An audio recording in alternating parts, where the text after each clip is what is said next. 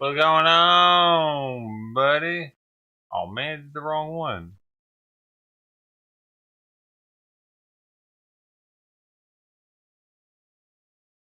Yo, so we got Timcast going on right now. I'm thinking about this is the famous Mexican. just restreaming that for a second. Myself, that's kind of crazy that in Mexico, So what's going on over there? Glass bottle, no phthalates, no PCBs, no endocrine disruptors, made with cane Sound sugar, like no high fructose Luckner. corn syrup, and it's probably cheaper in Mexico in terms of buying power.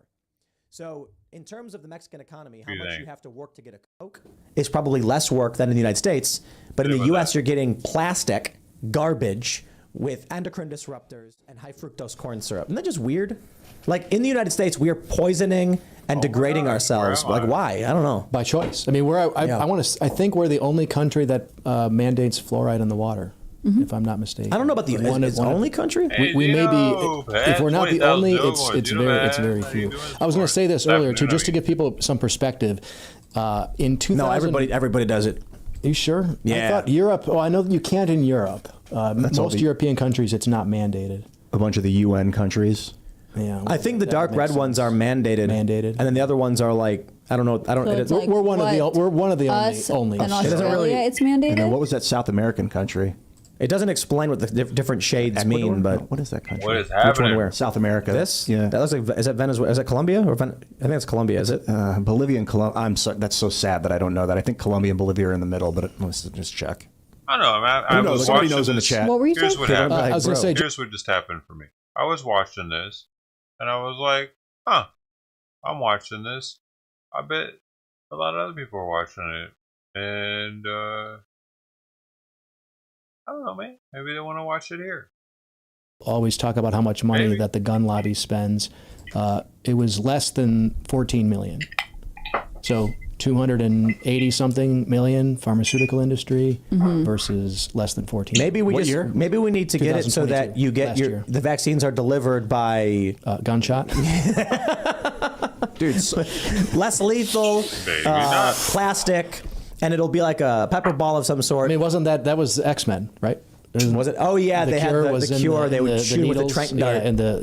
Maybe that's the roundabout way you do it. You have the Republicans pass a law saying that vaccines can only be delivered by a dart of some sort fired from a gun. Then you get the pharmaceutical lobby being like, "Don't ban guns. Don't ban them." We love those. They're necessary. Yeah. But then they're going to be like, you pull up to a 7-Eleven parking lot, and the doctor goes, "Don't move." Hits you in the arm, and you're like, "Oh, I feel great, doc." Oh, what are you going to say? No, you go. I haven't been taking people keep sending me these stories about graphene being in the vaccines and that people are being tracked. There's actually a patent where they want to track people based on their graphene in their bloodstream or something. And I just keep dismissing it because it sounds so ridiculous. But I just received like 3 messages about it over the weekend. I want to pull it up. I really do not believe there's graphene. No, there is. There's graphene in the vaccine. Who did died suddenly? They did a whole report on this. I can send you a link if you want. But like, to what extent and what's the point of it and what does it do? That is beyond my graphene knowledge. I'm going to send the report to Ian and he'll let us all know. If that's true, then I got to question Ian's loyalties. Who are you working for, Ian? The thing about materials is they'll be used for good plan. I knew it. It's a plan. Like the nuclear bomb, the nuclear program was so amazing because it ended up winning us the war, World War II, but also so devastating because it gave people access to nuclear weapons. Same with graphene. It's going to be... There's a duality to everything. Yeah, it'll be remaking roads, buildings, rails, all that, but people will be making new weapons with it, tracking. Yeah, I mean, that's the history of the reason that we have such a robust defense and particularly firearms industry here in this country is because we won the revolution, and now all of a sudden we're on our own. The French were our allies only insofar as they want to, but now they see us as a young, potentially vulnerable nation. We were buying all of our weapons from our allies or what we took over with us from Britain. And so we basically had to recreate our own weapons manufacturing. I mean, this is, of course, back in the day when everything was made by hand, right? I mean, lock, stock, and barrel, that was the old saying. Never do the awesome emoji to get extra dough. The corporate press says that's why it's such a big industry here. People don't really understand, they think, how did that culture develop here in the U.S.? But it was because we had to create it literally from scratch to be able to defend ourselves. The corporate press says no graphene oxide in the vaccines. I wonder if what people are confusing is that they used graphene oxide in the manufacturing process. It is not in the vaccine because some of the things I'm seeing are people talking about fetal cells in the vaccine. Fetal cells are used in the development of these. Right. In like testing and production, but the final product doesn't contain the cells themselves. I actually think that's an argument. What we saw a lot of was people saying they didn't want to take it because they used fetal cells to make the vaccine. And then the media was like, no, there's no fetal cells in the vaccine. Well, hold on. That's not what people were saying. They were saying that to make the product, to invent it, to test it, you used fetal cells. So we're not okay with that. It's like in order to test this, we injected a bunch of monkeys. Those monkeys died. But don't worry, these vaccines contain no monkey. And it's like, well, that's not what I'm saying. I'm saying you killed monkeys to do it. So I don't know to what extent people are talking about graphene oxide, but I think it was maybe in like the manufacturing process. That's my guess. A lot of times that's a big problem with the food industry is they'll show you the ingredients of the food, but they don't show you what chemicals were used in the treatment of the machinery before the food was processed a lot of times. And sometimes you have toxic chemicals used to clean metal or something. And how do you completely get that off, especially for like food manufacturing, right? You don't. I don't think you really can. You have residue. Justin, you were talking about the weapons manufacturers in the United States. I'm wondering, from your perspective, as a weapons manufacturing company or head CEO, you're the executive. Like, what are your thoughts on the military-industrial complex? Just because lately, I used to think I didn't know anything about it. Then 2007, I was like, they're the villains. Now I'm like, wait. We have the military-industrial complex in the United States. If it was in another country, we'd be living in the servitude of that country. We would be their customer. I mean, how do you find them as like an evil, unstoppable force, or what do you think about this thing? Well, I think they've become that in many ways. It's a profit-generating industry, and so in today's society, where it's easy for them to say, well, we can just start another war, and that will be our development ground for where we make advancements and we test things. I mean, that's where we are today, but that's not where it was when we began, right? I mean, like I said, we developed this industry in the U.S. because we had to. We had to be able to make our own guns to defend a young, up and coming country, and so as it's developed over time, and we've post World War II, obviously the rest of the world is mostly in shambles. We're running strong. We were really the only country left that could produce much of anything. So we basically became the supplier to the rest of the world for advanced weaponry. So as power has become concentrated in those industries, I mean, the military-industrial complex is a real thing, and that's way over my purview in the sense that we're very detached from that. They're much larger than us. It's something that I can't even fathom. These are people that are connected with politicians, and they're making backroom deals, and they're writing the legislation. They're deciding where we're going to fight the next war, all of those things. So I think it's an unfortunate product of reality. When you have an industry that makes money off of the development of weapons technology, eventually somewhere along the line, like the development of the nuclear bomb, so somebody looks at the atom and says, oh, we could make a bomb with this. And if that's the guy that gets all the money and all the funding, then we're going to make a bunch of bombs.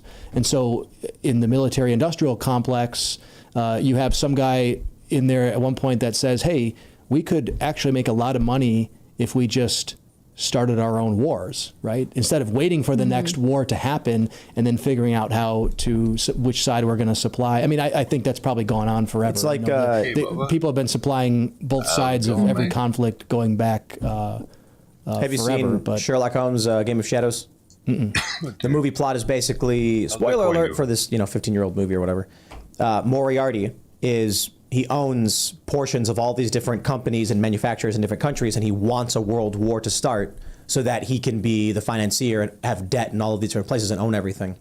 And I guess the premise of the film is the industrialization of war, and they the first machine pistol, and he's like, whoa, it's like, what is this? And they're all shocked by it. And then at the end, Moriarty's like, war on the industrial level is coming. You can't stop it. Yeah. Well, and naturally, technology typically has something that eclipses it, and that business dies away. But with the war industry, they just continue to up the ante, and if you give them a chance to test it, bioweapons. Yeah, and then we tell other countries, well, you can't develop your own, whichever side you are on, so Iran is trying to build a nuclear weapon, and we've decided that we can't allow that to happen. And so not only do we have these large companies here in the U.S. that are making all the weapons, but they're actively lobbying along with politicians to not allow that kind of weapons technology to be developed anywhere else. So, I mean, of course, it's going to be concentrated here because we won't allow that industry to grow. Imagine if,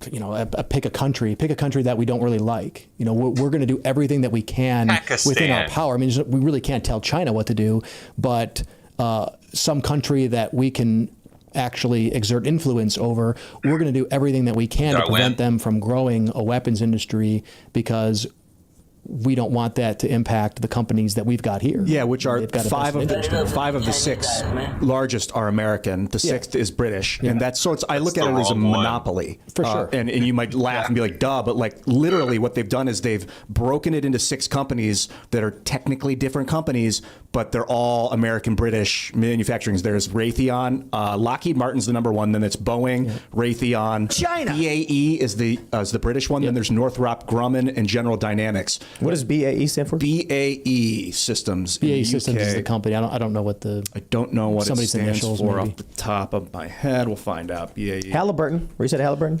Halliburton's not in the top leading weapons manufacturers. Halliburton's not really a weapons. They're more of a general contractor. They just nation build. They nation build, exactly. Beyond that is Airbus, which is trans-European. Now we're starting to look at the non-British American alliances. There's Thales in France. It's only worth $9 billion. The American versions are like $20 billion and up. So they cost $240 billion. Also, probably like 95% of the weapons manufacturers on Earth, something like that, are American, British. Then you get to Leonardo, which is Italian at 8.8 billion, and Almaz Anti and Russian 8.5 billion. That's the first Russian manufacturing. So yeah, I think that there is a monopoly on weapons manufacturing controlled by the British Empire, American I might have worked industry for one of their, being the weaponization arm of the British Empire. It's concerning. I don't know any way around it. I don't even know if it's the worst case scenario. I think it's better than the Chinese.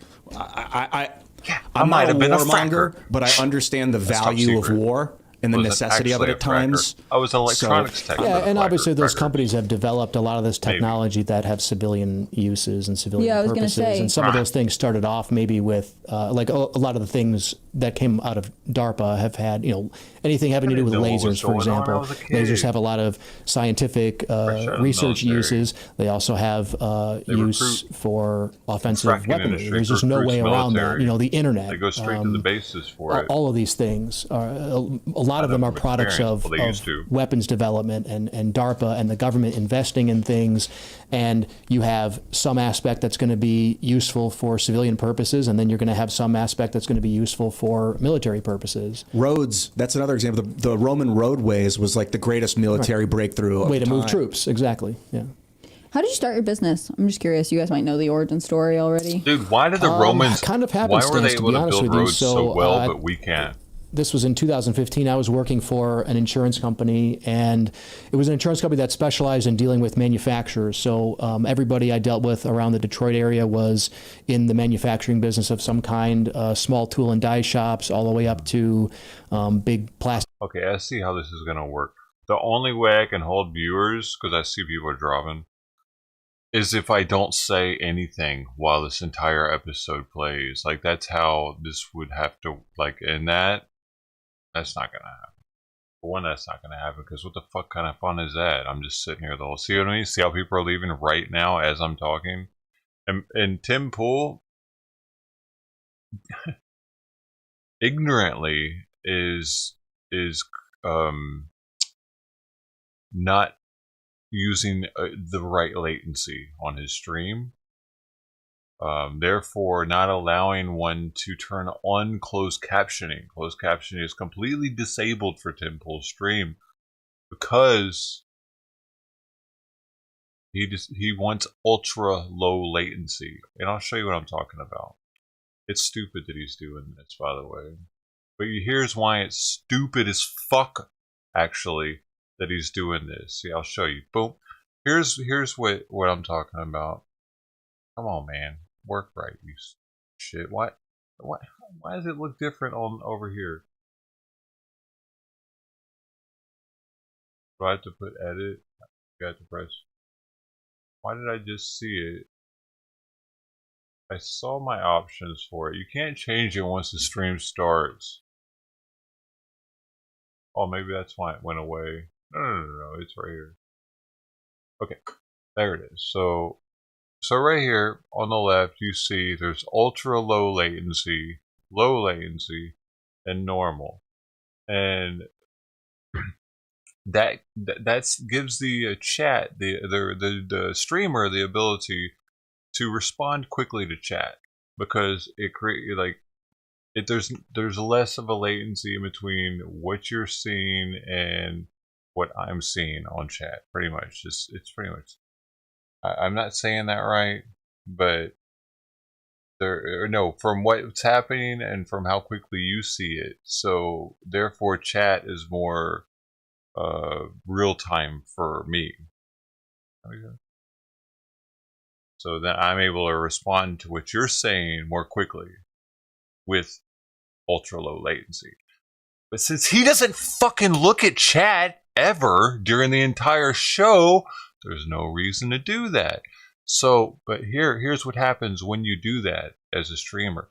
You completely get rid of closed captioning. You notice how you can't press closed captioning on this stream right now? It doesn't work. That's why I put my own up there for people.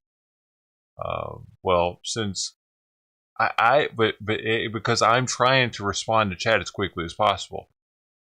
Yeah, you were correct. He just looks at super chats afterwards, and that doesn't even matter. So what he's doing by doing that is completely cutting off all people that can't hear. You're unable to turn his stream off and see the words because he wants to be a fucking moron and put it in ultra low latency. That's why there's no closed captioning on his stream. It's stupid. Why is he such an idiot? He's a fucking millionaire, dude. He's a millionaire and he's turning off closed captioning from his stream for no reason. For no reason at all. No reason. For a matter of 5 seconds difference in latency, I think it is. Something like that, to go from ultra low to low. And low would give him. But 5 seconds means something, because he deep state pumped controlled resistance. I like closed caption. My ears don't always work right. See, I can read his almost instant 3 seconds. There's probably about a 3 second delay, but you've been able to look over here and read, hey, quadruple OG. See how I'm that. I give you one too many, bro. I gave you one. You see how that 5 seconds though makes a difference when you're looking at chat. You know, that 5 seconds matters because 8 seconds is a big deal opposed to 3 seconds.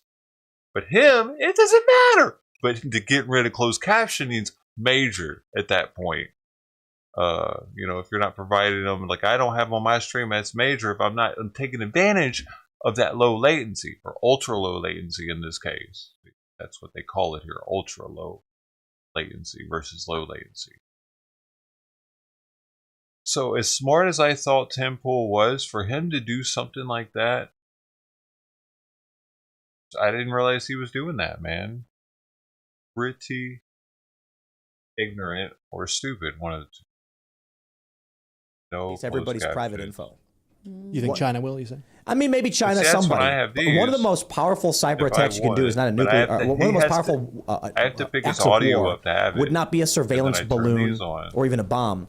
It would be taking everybody's data and publishing it. Yeah. And I make my own. People would, you know, we've talked about this before. With ultra low latency. A lot of people said that when the Soviet Union fell and like everyone's secret files got released, everyone just agreed to shut up and not bring it up because everybody had bad stuff in there. So I can have ultra low latency at the same time as having captions. You know, some leftist teachers' DMs get released and they're saying a whole bunch of racial slurs. It's going to be nuts. Now, I was seeing this story and I'm just thinking about to what extent are some of these cyber attacks acts of war? Really small. Think about it. Okay, so maybe it's embarrassing if someone publishes your web browser history or something, right? But what if a foreign nation publishes all the criminal court proceedings and all the communications from investigators, just completely disrupting our legal system? My ass especially if they weave in because I think one of the bands came up. I don't know. Huge dumps of truths, and then they could pick like specific little things where like a piece of data is slightly skewed to make someone look guilty or someone not look guilty. I find myself imagining when you get those calls, it's like, we want to call you about your extended warranty. Like, what if they stole everyone's data, they leak it, and then you just bombard every communication system so there's no way to get actual information across? I know it sounds a little bit ridiculous, but if you made it so that no one wanted to pick up their phone, no one wanted to, you know, check their email, no one wanted to communicate with you at all, they couldn't trust that their identity hadn't been stolen. I mean, it would be chaotic. But it's not about your identity being stolen. Those phone calls can serve two purposes. The first is... my phone rings. I think I got like 7 scam calls today. It's like scam likely, just endless. And then I get voicemails that are just in Mandarin. I can't do anything with that. All it does is waste my time. But you have to think about it this way. You ever see the movie Office Space? Yeah. You guys seen Office Space? Movie. And they're like, we were a program that takes fractions of a penny from these transactions. So over a long period of time, we'll make a bunch of money. China's probably looking at it in a similar way in terms of war. I'm not saying these phone calls are coming from the Chinese government, maybe. But think about it this way. If a phone call disrupts an individual worker in the United States by 0.0001% of their daily productivity, it means nothing to the individual. But as a collective, the entirety of the United States, that could be seriously damaging. Right. It could, you know, stack up to the point where all of that, it's like strapping a weight to the ankle of the American economy.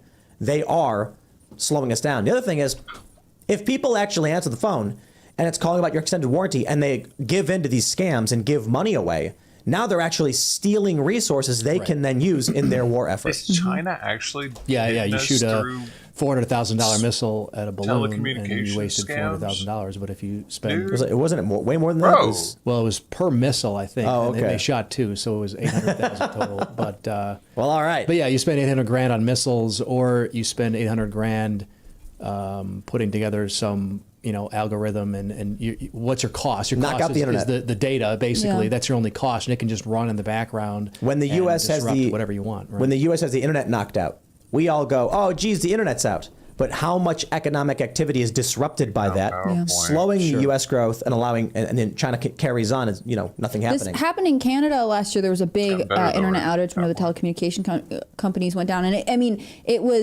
it was not just workers, but also bus systems, because all of the bus passes are hooked up to the internet, so you can't get anywhere. I mean, it went on for like the outage was, I think, 24, maybe over that, and the chaos that ensued, it took a long time. It took several weeks to recover from, because the city was just not prepared to lose the internet.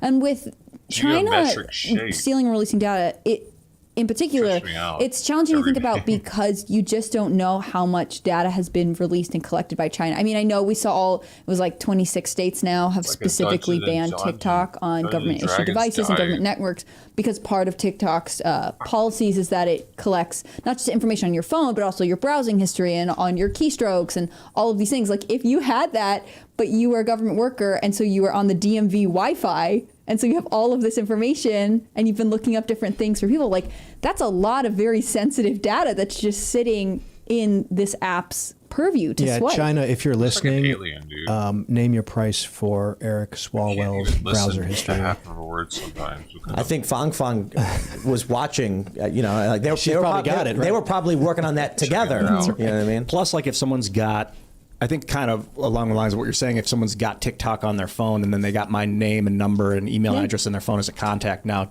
the CCP has my email address. Well, but it's something Facebook's already been doing. I mean, Facebook collects your like, if you have a Facebook Messenger open, it can read all your other tabs on your computer. So there's no way to put it back in the box. Wait, Facebook Messenger can read all the tabs on your browser? It's either Facebook or Facebook Messenger in their terms of service. They can, like, if you have it open, they can read the other stuff that's going on. They can, like, collect the data. I don't know about on a computer how that would work. On a phone, I would understand how that could work. It's on any internet browser. That's what I heard. I mean, I'm not an expert, but this is something that I had been told. I know that websites all have the Facebook tracker, so Facebook knows where you are all the time. The scary thing about Facebook is the shadow profiles. You guys know about that? Yeah, they build that based on the contacts in your phone. Exactly. And, all that other data. All the data they collect from everywhere builds a profile on you, whether you want it or not. Yeah, isn't it really funny? Wasn't the CIA working on some program, about tracking the life of every single person, and then they canceled the program, and then Facebook launched around the same time? Like interesting. Yeah, like right after. That motherfucker acts like a what was robot, that called? too. I think people in the chat will know that the CIA or something was working on some program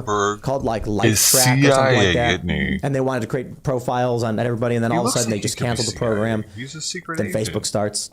It's like somebody probably went to the boss and said, why are we going to do all this work tracking people when we can just convince them to do it for us? They'll beg us to post their photos and share. Do you feel like we're on the defensive? They're saying there's a security breach. LifeLog, NSA LifeLog, is that what it was called?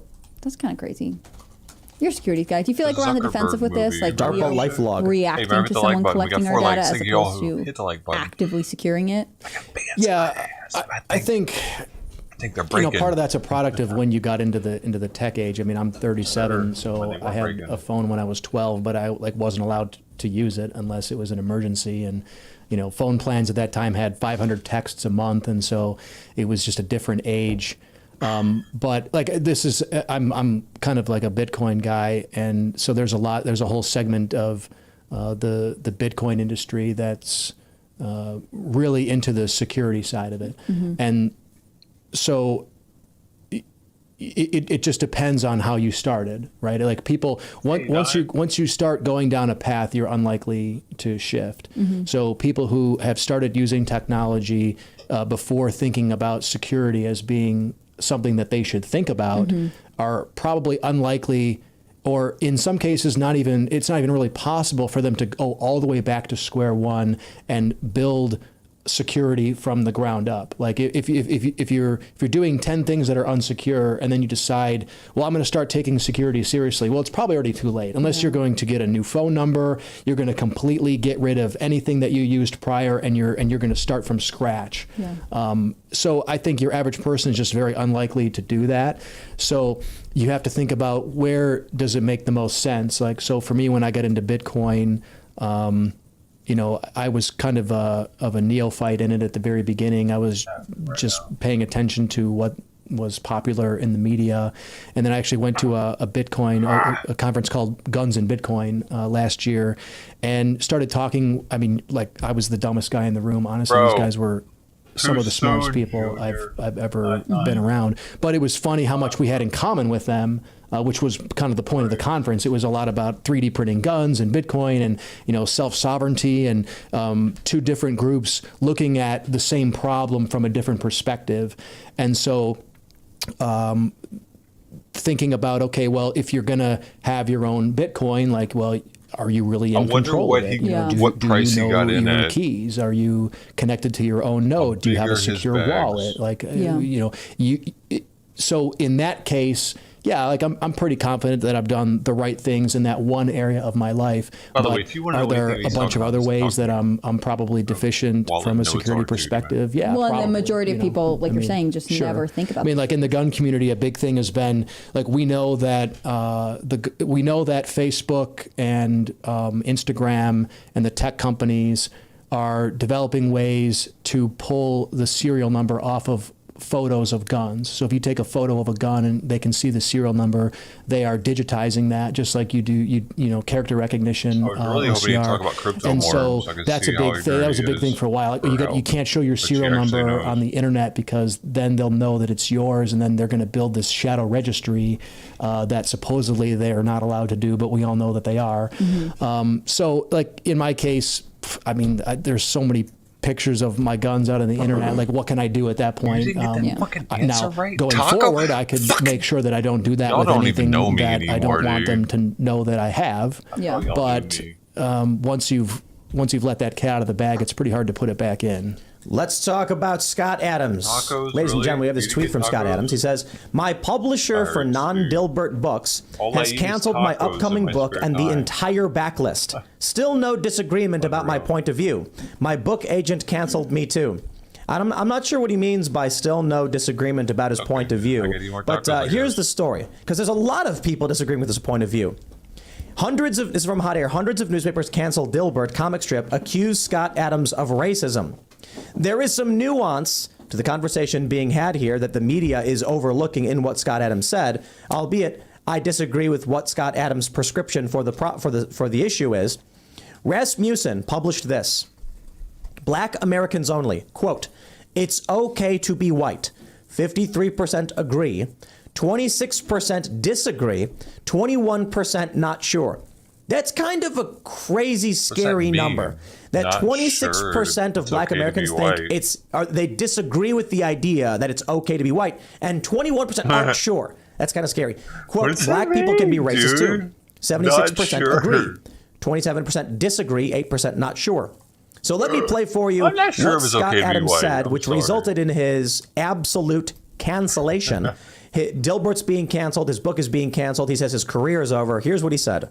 So if you know, nearly half of all blacks are not okay with, according to this poll, not according to me, according to this poll, that's a hate group.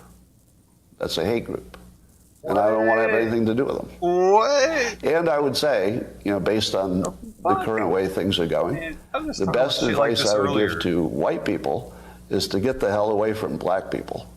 Just get the fuck away.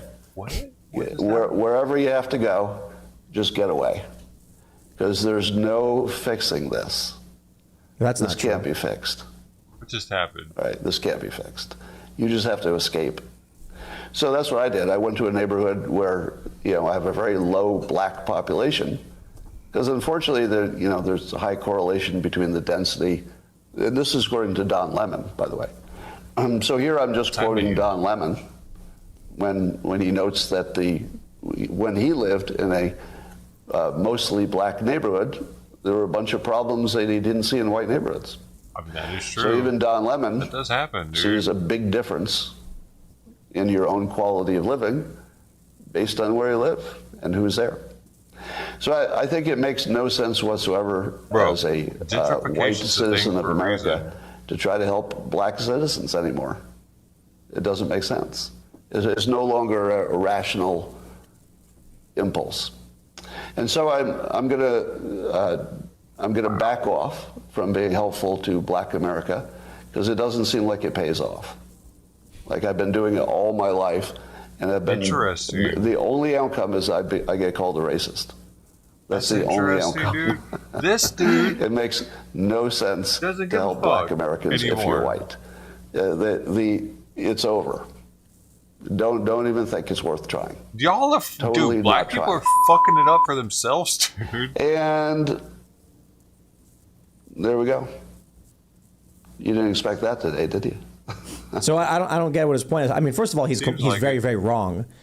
He makes the point about Don Lemon saying, even in these neighborhoods, I'm like, yeah, Don Lemon did say that. Don Lemon did this thing in 2013 where he was like, if you live in the black community, stop littering, start doing these things. And then I just brought up, like, I don't know about these other cities. I know that in Chicago, in Hyde Park, which has double the black population on average than the country's average, it's actually very wealthy and very nice, and has University of Chicago. And you walk around and everything is beautiful down there for the most part. And you go to other neighborhoods like where I grew up, and there's a bunch of scummy white trash white people with, you know, cars with no tires in the front of their house and trash like that. So I don't know. Maybe it's just me because I'm in the mix of it. I don't see that. I don't know what he's talking about. But now his book is canceled. His non-Dilbert books are canceled. His entire backlist. Here's what I think. When the left has psychotic racist opinions, nobody bats an eye, nobody gets canceled. The left can literally advocate for racial segregation, and they do, and they implement it all the time, and there's no repercussions. Mm-hmm. And then Scott Adams comes out and says he doesn't like this, so he's going to move, and he thinks other people should as well. And I'm like, I disagree with you, Scott Adams. I don't like stereotyping based on race. That doesn't solve the problem, and it doesn't actually get to the root of what is actually going on. Chicago, just because they polled this group of people doesn't actually answer any of the questions that we're trying to have answered. But that's fine. He's allowed to have his opinion. I'm just saying there's clearly leftist CRT-based racism, which is very, very similar in many ways. Well, I mean, it's literally just like old school white supremacy with a mask put on it. Is totally acceptable and fun. I'm not Derek Bell, the critical race theorist who's pro-segregation. That's acceptable in these schools. Scott Adams, who says basically the same thing but in a different way. That's really, really bad. I think it's all bad, but it's clearly a double standard. Mm-hmm. I think he's been sort of on a slow cancellation anyways. Like this is maybe the nail in his public coffin, but he got dropped by a big publisher who has like 70 newspapers earlier last year because he had this character who's black but identifies as white, and he was making some joke about like ESG scores, and got contacted by a publisher for like, I think it was 73 newspapers, and they're like, we're not going to run your comic anymore. I understand why this is like uncomfortable and shocking, and I don't think that he's right about the way he's interpreting all of this data. But I think that he has been sort of a growing target for cancel culture anyways. You're right that about the way he's interpreting this data is wrong. He took a poll of 1,000 people, and then he said something about all of Americans and that people should run away from black people because of this 1,000-person poll that isn't even confirmed. I don't know if it's actually 72%. Well, Rasmussen said that they poll online, so people elect to take it, and that it's nationwide. So theoretically, people come from a cross-section of society. And theoretically, people could lie. But people who answer a poll like that are the people who are going to answer a poll. Yeah, like that. I mean, that's the problem that the gun industry has the same thing. That's one of the problems with polling, right? Yeah. Like if you just put out one poll and you're like, and we've now decided it's indicative of something, but you would need to do more research to really get to the bottom of it. And he says in the beginning, just so you know, this is all based on this one poll. I'm basing my entire belief structure on this poll now. And he starts claiming things as if the poll is right. But and, dude, Scott, you brought it on yourself, man. It is crazy that 26% of people would be like, no, it's not okay to be white. It's not 26% of people. 26% of 1,000 people. 26% of black respondents. Yeah, which were they even black? I mean, can you prove it? I can't. I don't know any. This poll. Your question of trust is not a question of the argument, Ian. Well, he makes a definitive claim based on this unverifiable poll, and if it is verified, it's 1,000 people. If this is true, that's what the poll says. Then therefore. Then he extrapolates. Then therefore, the entire world is that way, and we must make decisions based on. Well, big mistake, Scott. Ian, you're not actually answering what Hannah Claire was talking about. In what way? Hannah Claire was talking about how it's crazy that 26% of the respondents identifying this way said this thing. Now you can extrapolate whatever you want. 26% of people. That was why I responded. It's 26 of black respondents said that they think it's not okay to be white. But is it 1,000? Did you actually? It's 1,000 for the whole poll. Yeah, I thought it was like 130. I think the 26. These motherfuckers are dropping like flies now. 130 total respondents. Right. If I remember. So Scott made a broad, sweeping claim about society based on 130. He actually said he moved away because of things like this, and I'm kind of like, yo, that's. But that means he already did it. He didn't. Right. He's not saying I'm moving. He already left. Right. I've been of the belief that maybe Scott would come on the show one day. Like, he's been very vocal about critical race theory, and like he seems like he's got an awareness about things in society. But at the same time, I gotta say, Dilbert, I think, is one of the most boring cartoons ever made. I used to watch it in the 80s and 90s. I read it in the 90s in the paper, and it'd be like, oh, sure is hot out there today, huh? And Dilbert would be like, yeah, and he's drinking coffee. He's like, got donuts there? Yeah, and then that's the end of the comic, and you're like, what in the hell kind of dreary, boring ass shit? I mean, you don't want to have him on because his comic's boring? I liked Dilbert because my dad is a software engineer, and he is like It is 1,000 American. I mean, it adults. was just it was very similar. I just hope the Calvin and Hobbes guy stays out of this whole discussion. That's true. I love Calvin. Bill Watterson is just hiding. I'm still open, Please don't Scott. get If Bill you wanna Watterson. I don't know don't how get you guys canceled. feel about it. If Scott wants to come on, I don't know if you guys are even interested in talking to the guy, but I think, I just like I don't more- like seeing people get canceled in general. I just like more information, right? Like, I think the poll is sort of doing a disservice because there's no follow-up as far as we know. I mean, it's really easy to put some shocking stats on Twitter and to not dive into your point, right? It's only 1,000 people. We need more research to see intensely. It is strange that of 1,000 people, of the portion that are African-American, they would respond that like a quarter of them would say it's not okay to be white. That is unusual. It's not what I would expect. It's unusual, over but half of them I think responded it suffers from the same other. problem that you have Stop. in like, Over half of them responded other than it's okay. That's the problem for me. That means out of 1,000 black people, over 500 of them responded other than it's okay to be white. Rather it being no or I don't know.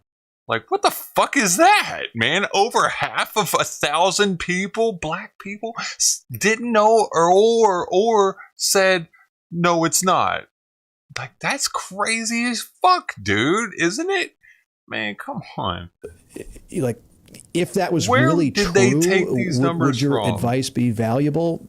I mean, maybe, but Well, see, I was already kind of Well, questioning so it all we that it's have all okay the to be a national certain polling data. race. You're gonna make it What worse. does that We have even the polling mean? data right here from Is it Rasmussen, 1,000 okay? Americans. The question they asked was, Here we do you go. agree or disagree with this statement, quote, it's okay to be white? Now, I think one of the things that people need to understand here, especially Scott Adams, is the people who responded may have already seen the media campaign that claimed the phrase, it's okay to be white, was a racist dog whistle. Right. In which case that 26% may be like, I saw that in the news that the white supremacists were putting that stuff out there. So no, I don't agree with it. right. That's what, Not- like not that if they're I saw a talking poll about that the actual said, "Is it idea. okay to be black?" Like I would like I'm not going to answer this poll. Right. This is stupid. Do you This agree is with Black Lives ridiculous. Matter? Could be a similar question. And you're like, I don't like the corporation, so I say no. But you do believe that Black Lives Matter Sure. in general. Exactly. If the question would be, do you believe in Black Lives, or do you believe Black Lives Matter? And That that was means two 1,000 things. black people, though. In the general sense, the proper, we could say Is the it proper white noun is, people do you responding to that? believe, organization, quote, bracket, Black Lives Matter. And then the generic is, do you believe that Black lives in fact matter to other people? Like, because That was Black in Lives all Matter is an black organization, people in that that 1,000 question people means two from what I different read. things to different I people. could read the entire Do you chart. believe in, do you believe, We don't do see. you support Black Lives Matter? Are you talking about the nonprofit or the general concept? Whatever. We're not going to tell you, because then what we're going to do is, once we get the answer we want, and most people say yes, we then put out our answer saying, when surveyed, most respondents said they did support the organization Black Lives Matter. And I would get, when I was doing a lot of administrative minds, I'd have to look at like, is this too hot for TV kind of stuff? And stuff would come in and say, it's okay to be white. And then it would show like this white woman with like long blonde hair in a field with like an Aryan race symbol on the picture. And it's like everything about that's legal, but I know what they're trying to say. Is it okay to be a white supremacist? It's okay to be white, and it's okay to just tell everyone I'm white and it's great. Like, it's okay. And like at some point you got to stop being racist. It's not okay to be racist. Like, it doesn't matter what your skin color is at some point. What do they mean it's not okay to be racist? Let me clarify that. Just being racist. I mean, I like talking about the difference in genetics of races and historiological, things like that. If that's considered racism, then I think that's an okay conversation. But if you're going to make your life future choices based on what happened in the past, that's a mistake. But don't, or based on what skin color people have, that's a mistake. OG Hickory, is don't all kinds of people do that? I think the problem is that we don't want to implement government based on race. We don't want to implement policy based on race. We don't want to give out loans or anything based on race. We want to judge people based on the content of their characters. If an individual holds a belief, I don't know if that's not okay or okay. Morality and ideas change. So if some guy's got really bad views and keeps them to himself, like, that's fine. You can believe whatever you want to believe. Just don't go around hurting people. That's true. I mean? It's okay to hate. It's just not okay to act in violence based upon it. But Scott Adams is getting he's not getting published anymore because he expressed his personal opinion on his own podcast. That's just cancel culture at that point, right? He's allowed to have an opinion that we don't agree with. Does that mean that his work, where that work is not being canceled? He didn't. Dilbert has nothing to do with this, right? He didn't publish a poll where or a cartoon that has this poll quoted in it, right? He did tell people to. Can you imagine Dilbert coming out and being like, "Hey, Dogbert, I recommend you." And he just goes off. Yeah, he told. That actually would be. I believe his black white identifying character Adam is like, I've got to move because it's crazy out here. He told people to segregate. I think that's the big problem of this video. It wasn't just him saying, this is how I feel. He was saying, if you're white, you should get away from black. That's, to me, is insanity. But it's his opinion, though. Should we cancel him over his opinion? Well, his stuff was only on people's newspapers because their opinion was that it was good. Right, but that didn't change the content of his work, right? Thank you so much. If you had someone who mows your lawn and he said to you, I love communism, it's awesome, maybe you'd let him go, but also maybe you'd be like, but you do a good job and you show up on time for work, so you can not agree with things that I believe in. A recurring theme on the show is don't give your money to people that hate you. Exactly. Yeah. Agreed. Don't fund bad things. So at this point, I'm kind of like, I don't know. If a guy came out and was like, I'm here to mow your lawn, but I'm also a hardcore communist, and the money you give me, I'd probably turn that down. Yeah, I mean, have a nice day. Bye. It's hard for me to criticize because for a year and a half, we told people who voted for Biden that we literally didn't want their money. Mm-hmm. So with cancel culture is tough. I mean, you have to. I think a better way for him to phrase it would have been, look, if this poll is right and if 26% of people have an opinion of you that's obviously not going to change and is an untenable opinion, then maybe you should think about how you organize your life to avoid those kinds of people who think poorly of you. Now, that's... You can take that for what you will. I mean, it doesn't mean that you have to move away from black people. It means that you don't want to be around people who think that you're a bad person. I mean, I don't want to be around people who think I'm a bad person either. I'm not going to hang out with people who, are critical of me being in the gun industry and tell me that, your business is built on the backs of dead kids or whatever. I mean, I'm not going to have a beer with that guy. Yeah. But, there are plenty of people in my gym I train with who are Democrats and are on the liberal end of the spectrum, and but we get along. We can tease with each other, and we're friendly enough that we don't have to separate ourselves. But I think if you're going to do something like what Scott Adams did, you better have all your ducks in a row because you are going to get canceled. Well, he knew this. You better have the infrastructure. And that's why I said, he had already said it in advance, and I think the issue is that he's almost right in that. If you're talking about a group of people that outright say, did you see the eagle poop? Think it's okay to be a certain race, you don't want to live near those people if you're of that race. So if you take the racial context out, that Scott Adams said black people or white people or anything like that, and say, if 26% of a racial group said it is not okay for you to be that racial group, would you want to live by them? Dang, did Imagine you see if that it thing? was the other way around. Imagine if the poll was white people asked, is it okay to be black? And a black guy said, you got to get away from these people. Well, the reality is they say it all the time. Man, we got to hear these it. Activists, not all black people.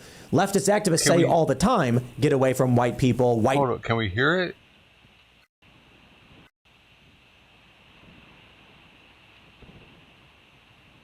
Oh man, almost, huh? You would think you could hear that fucking thing, wouldn't you?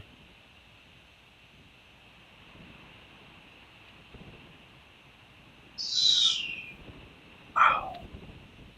Awesome. That was epic. Oh, sorry. Okay, sorry. This is bad. There was one of the Mm-hmm. a guy who was editor-in-chief over at Fusion had his Twitter banner that said "Down with whiteness" with a bunch of black fists, and I'm like, all of that stuff is widely acceptable in the corporate press. It's widely acceptable to these newspapers. ABC News, funded and a Disney corporation, Univision Corporation, was absolutely 100% okay with their editor-in-chief putting up a Twitter banner saying "Down with whiteness." Okay, so when Scott Adams comes out, forgive me if I roll my eyes a little bit and don't care that much that a guy has an opinion I don't agree with, because I am swimming in the psychotic racism of the left for a decade or longer. Yeah.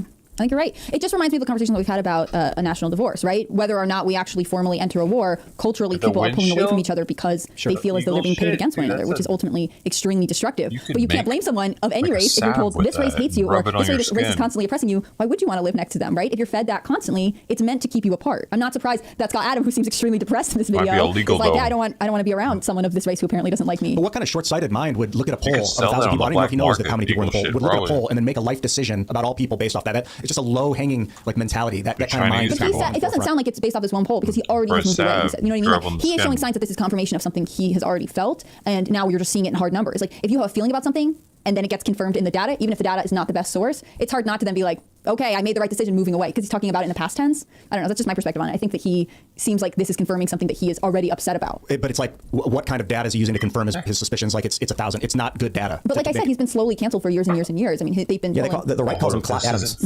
Was he all for the vaccine or something? Super. Closed captioning. Right, I can respect him for speaking up as he believes, because he's clearly, I wouldn't call the guy a grifter. No. He's just going at anybody who disagrees and saying exactly what he thinks. And the closed captions. Even when everyone's yelling at him, he's like, "That's what I think." Yeah, in the very beginning of that video. Let me see. I'm just gonna pause it for a second, and then I'm gonna go at 2 times speed just to see if you can keep up with these people. I'm gonna give it a second. Hold on.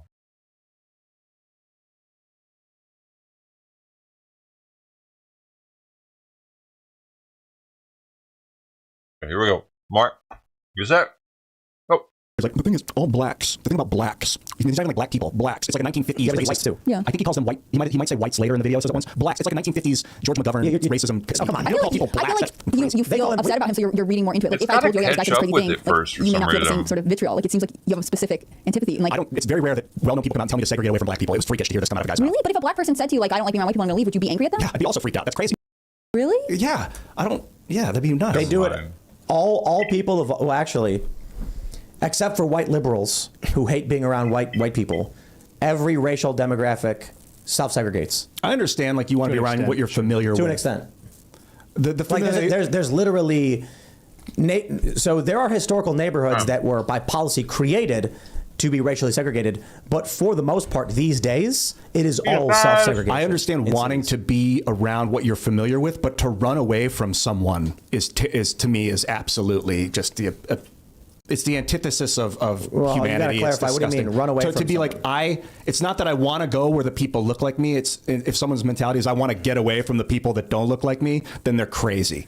You can make your society the way you want it. If you live in the ghetto and you're tired of it. I mean, it's just like they're afraid for no justifiable reason. But what he's saying is they're saying they don't think it's okay to be a race that I have no choice but that I am. The problem he's running into is that what he's really getting at is he doesn't want to be around people who don't think he should exist rationally or don't think that he should exist.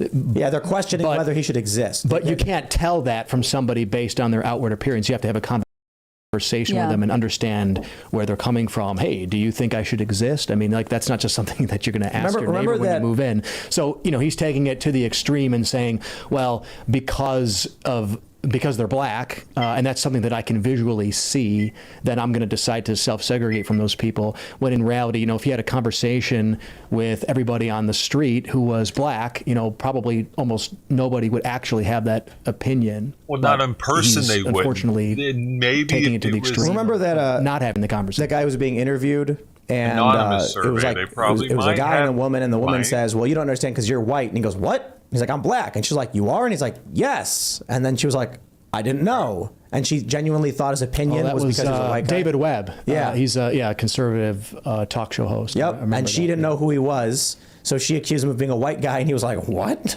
It's like, what are you talking about? These people on the left, they live in a world where race is political viewpoint.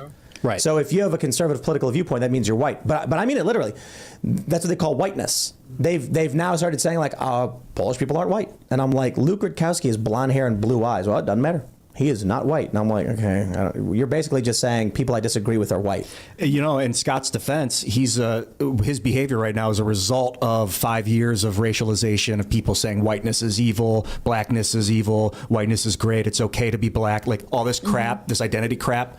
You get people like Scott, or things like that coming out of people like Scott's mouth. That corporate companies profit off of. If you went to Target during February, they had all kinds of like black is beautiful like merch and stuff, which like is great if you're trying to make sure that like young black kids in America feel empowered, right? Now but I'm also it does set a weird tone where you're saying like, let's talk about race constantly and constantly say, you know, don't forget that white people did this bad thing. It's feeding critical race theory even when you want to avoid it, when you want to treat people to look beyond skin color. Mm-hmm. You got Morgan Freeman, I think it could be someone else just came out and said, stop calling me a black man, call me a man. Mm-hmm. Like, once you become successful, you realize I don't want the handouts. I don't want the easy money. Not Don Lemon. Don Lemon went on TV like a year or two ago, and he said he wants everyone to see him as a black man. That's such a problem. He wants it to be his race. Mm-hmm. The other, who else? Someone really dude from Training Day. What's his name? Denzel. Denzel just came out and said something similar. Like, just call me a dude. Like, don't call me a black dude. Just call me a dude, a man. I'm a guy.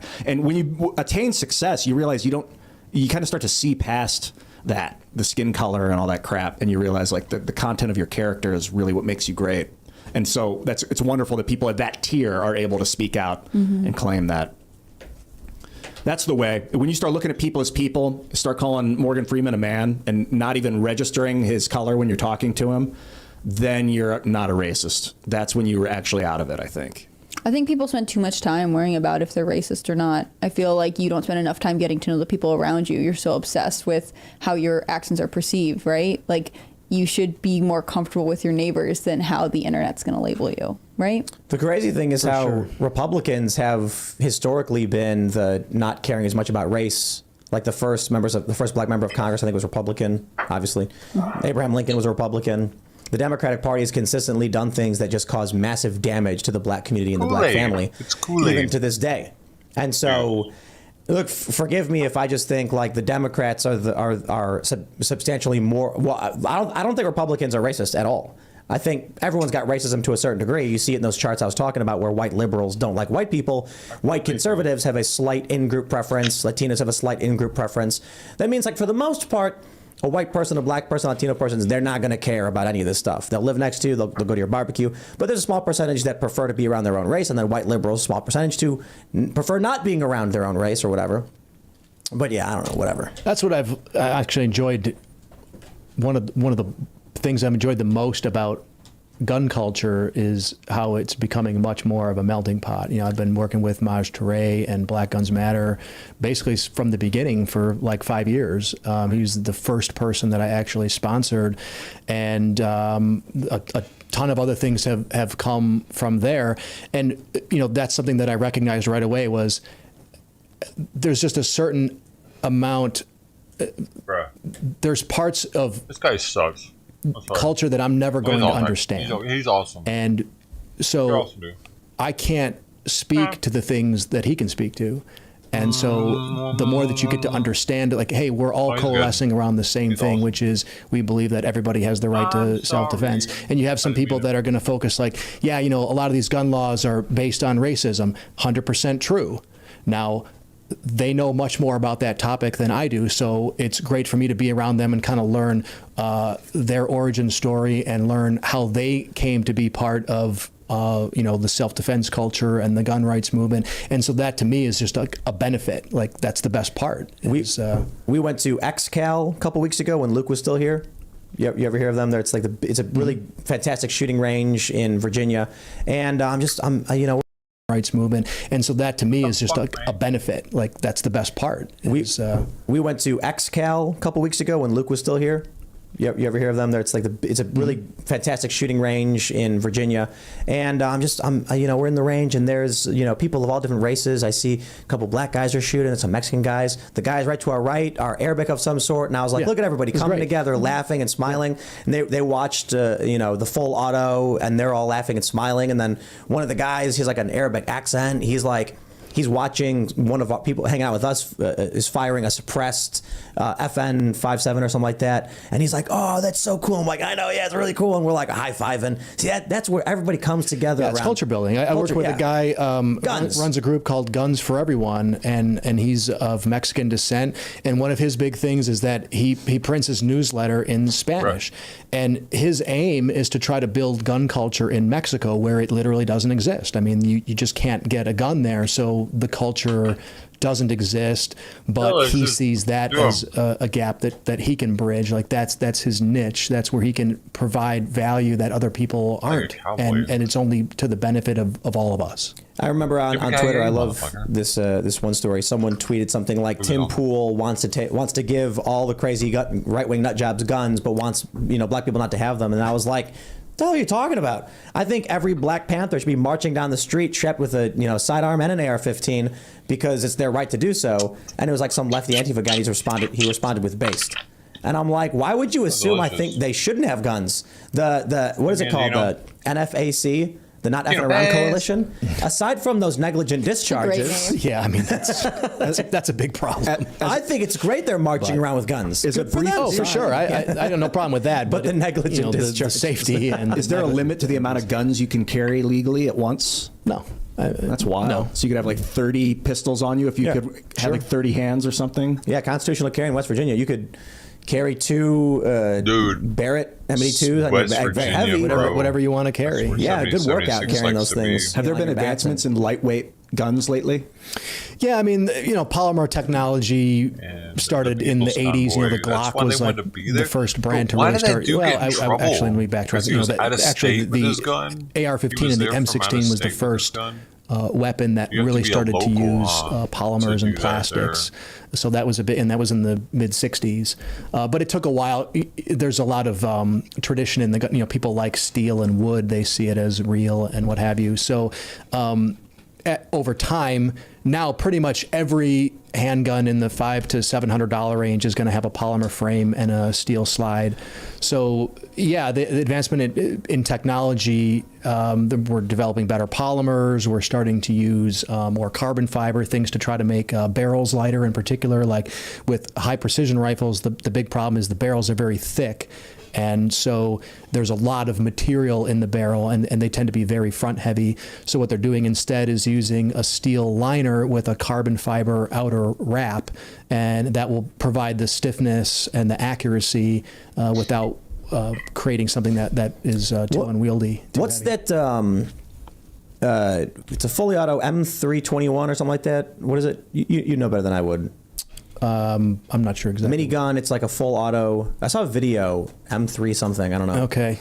Well, I know what a minigun is. I don't know. There's just a video of some like super high powered full auto with tracer rounds, and it just legitimately looks like lasers. It looks like Star Wars laser blasters just ripping through a vehicle and tearing it to shreds. Is it the M3 grease gun? And usually, I don't know. No, that's old. And usually, when they load the belts with ammo, usually there's a tracer every like 4th or 5th round. Right. So when you see the tracer, know that there's like 5 or 6 other rounds that you're not seeing behind it. That's so true. Yeah, the fire rates are incredible on M134, M3429.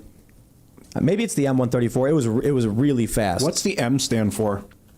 Machine gun. I mean, it's like, it's just acronyms. Everything in government is acronyms. So like most of these weapons obviously were developed for military contracts, so they got to come up with a shorthand acronym for it somehow. It indicates that it has been machined? Well, every company is different, but in that case, the M might stand for machine. Yeah, here, watch this video. Oh my God. I don't know if it's going to be too loud or something. Oh, I saw this. What? Yeah. I thought that was a laser.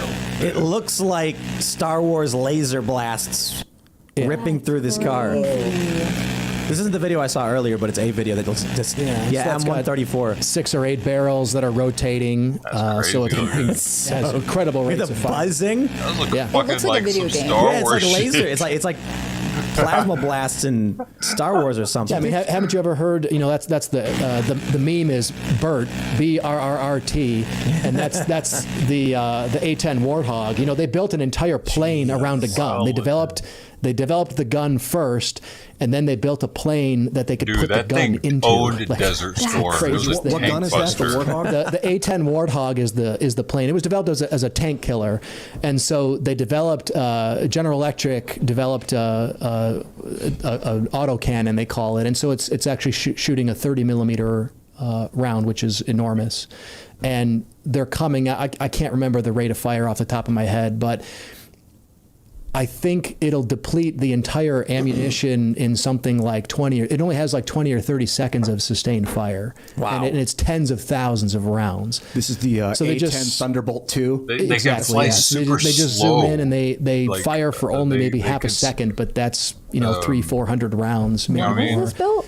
I don't know exactly when it was developed. It started in 1976. Yeah, the 70s. man. So it was developed as a tank killer. So it's shooting a 30 millimeter round, depleted uranium typically, and so they're just zipping right through. They fly in low, they zip through the tanks, and then they fly out. That's crazy. Depleted uranium, nuclear weapons, by the way. That's nuclear.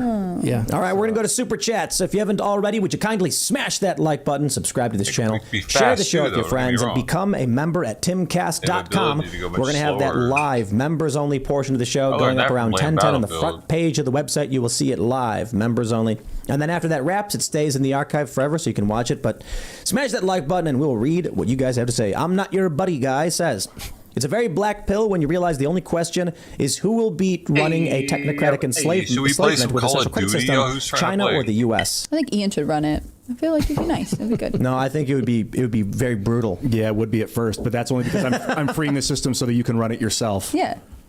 All right, Rook0613 says, I just wanted to say that Scott Adams isn't wrong on any level. With the rise of BLM, I agree. White people avoiding black people makes perfect sense, except when you realize that Black Lives Matter is the activist level, mostly white. Literally is. It's a whole bunch of white people marching around burning down black neighborhoods. So, he's right. Well, I guess maybe then what they're saying is true. Those white racist Antifa people should avoid the black neighborhoods they're causing damage to. All right, let's see. We saw that. Ready to Rumble says Portland, Tim ran Seattle, away from black people in Chicago. What do you mean? No, I didn't. When did I do that? I've only ever been mugged by a white guy. Like literally had two white guys, and it was funny. The story is I was in Lincoln Park, I think, and two white guys. One guy was trailing, Reggie almost got shot and then a tall white guy tried mugging me, and then it turned out they lived like, I don't know, 5 or 6 blocks away from where I lived, because they go to other neighborhoods to rob people. The criminals do. It's off season right here, You know, boys. maybe Hey, because yo, what is going on over there away. on fucking D-Live? That's what I'm talking about. I see you over there. But I think you're an example of someone that goes where you want as opposed to flees from what they don't like. Also, should I you got stay the somewhere three where you're lemons. tolerant? Like, I ran from baller, white bro. leftists. Thanks, Scooby. It's like Tucker Carlson got accused of being racist, and he's like, "What? That's ridiculous. It's white liberal women I'm complaining about." Yeah. Like, what are you talking about?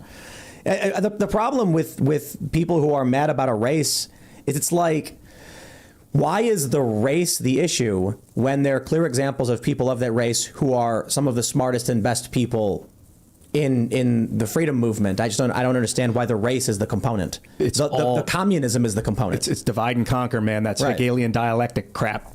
It's Communist Manifesto. Yeah, They communism want you is bad. to be at odds. You know?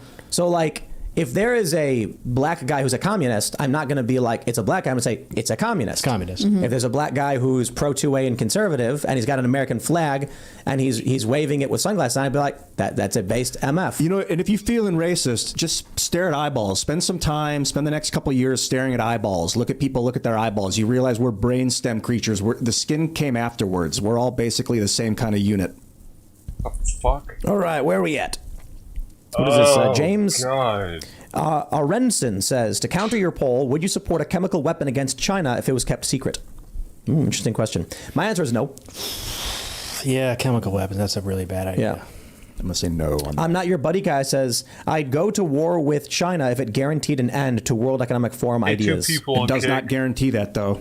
It'll probably make it worse, Less to be than honest 5 with you. people. Yeah, they'll use the violence as an excuse to implement more harsh lockdowns, and then most people will be too passive to do anything about it. If you have one world power instead of 2 world powers, then and you have to think critically. Like, if they say it'll end whatever, don't believe them. It's not a guarantee. I think that's the problem with war. We have all these false promises of what it'll do, and they're mostly wrong. And there's no way they could deliver them. Yeah, World War I, they were like, it's going to be over by Christmas. That was a big part of going to war for the British. And then, 4 years later. Galahad says, war doesn't determine who's right, only who's left. Ooh.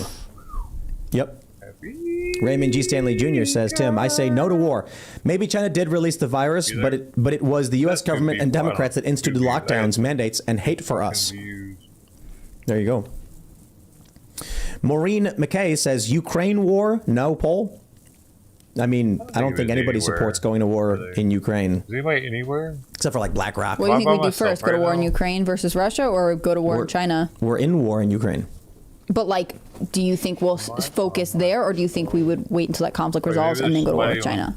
Hey, Red Vet. I don't see how we can. I mean, I don't see how we can do to Ukraine, to be honest with you. So I don't see how we could do two. I mean, they're already talking about huge shortages in the availability of Easy things, peasy. like weapons in particular. I mean, like ammunition. Right now it's large caliber, but small caliber is being affected too. I'm already hearing about European primer manufacturers that are starting to hold back their supply because they know that there's money to be made in Ukraine. Colt Zipriani says, my girlfriend was adamant that she never wanted kids until the day she got off birth control. Now she is begging for them. Interesting what messing with a person's hormones can do to their thoughts. Birth control's poison. You shouldn't take it. Yeah. Well, there are certain circumstances where it actually is medication for people who have like hormonal problems. But like the idea of the mass medication of a society where they're just like, take a drug for no reason without any real reason. And I know that there are a lot of teen girls who are told, oh yeah, you should take it. You've got hormonal issues. Your hormones haven't leveled out, and they put you on birth control. But the issue is then you never address the hormonal issue, right?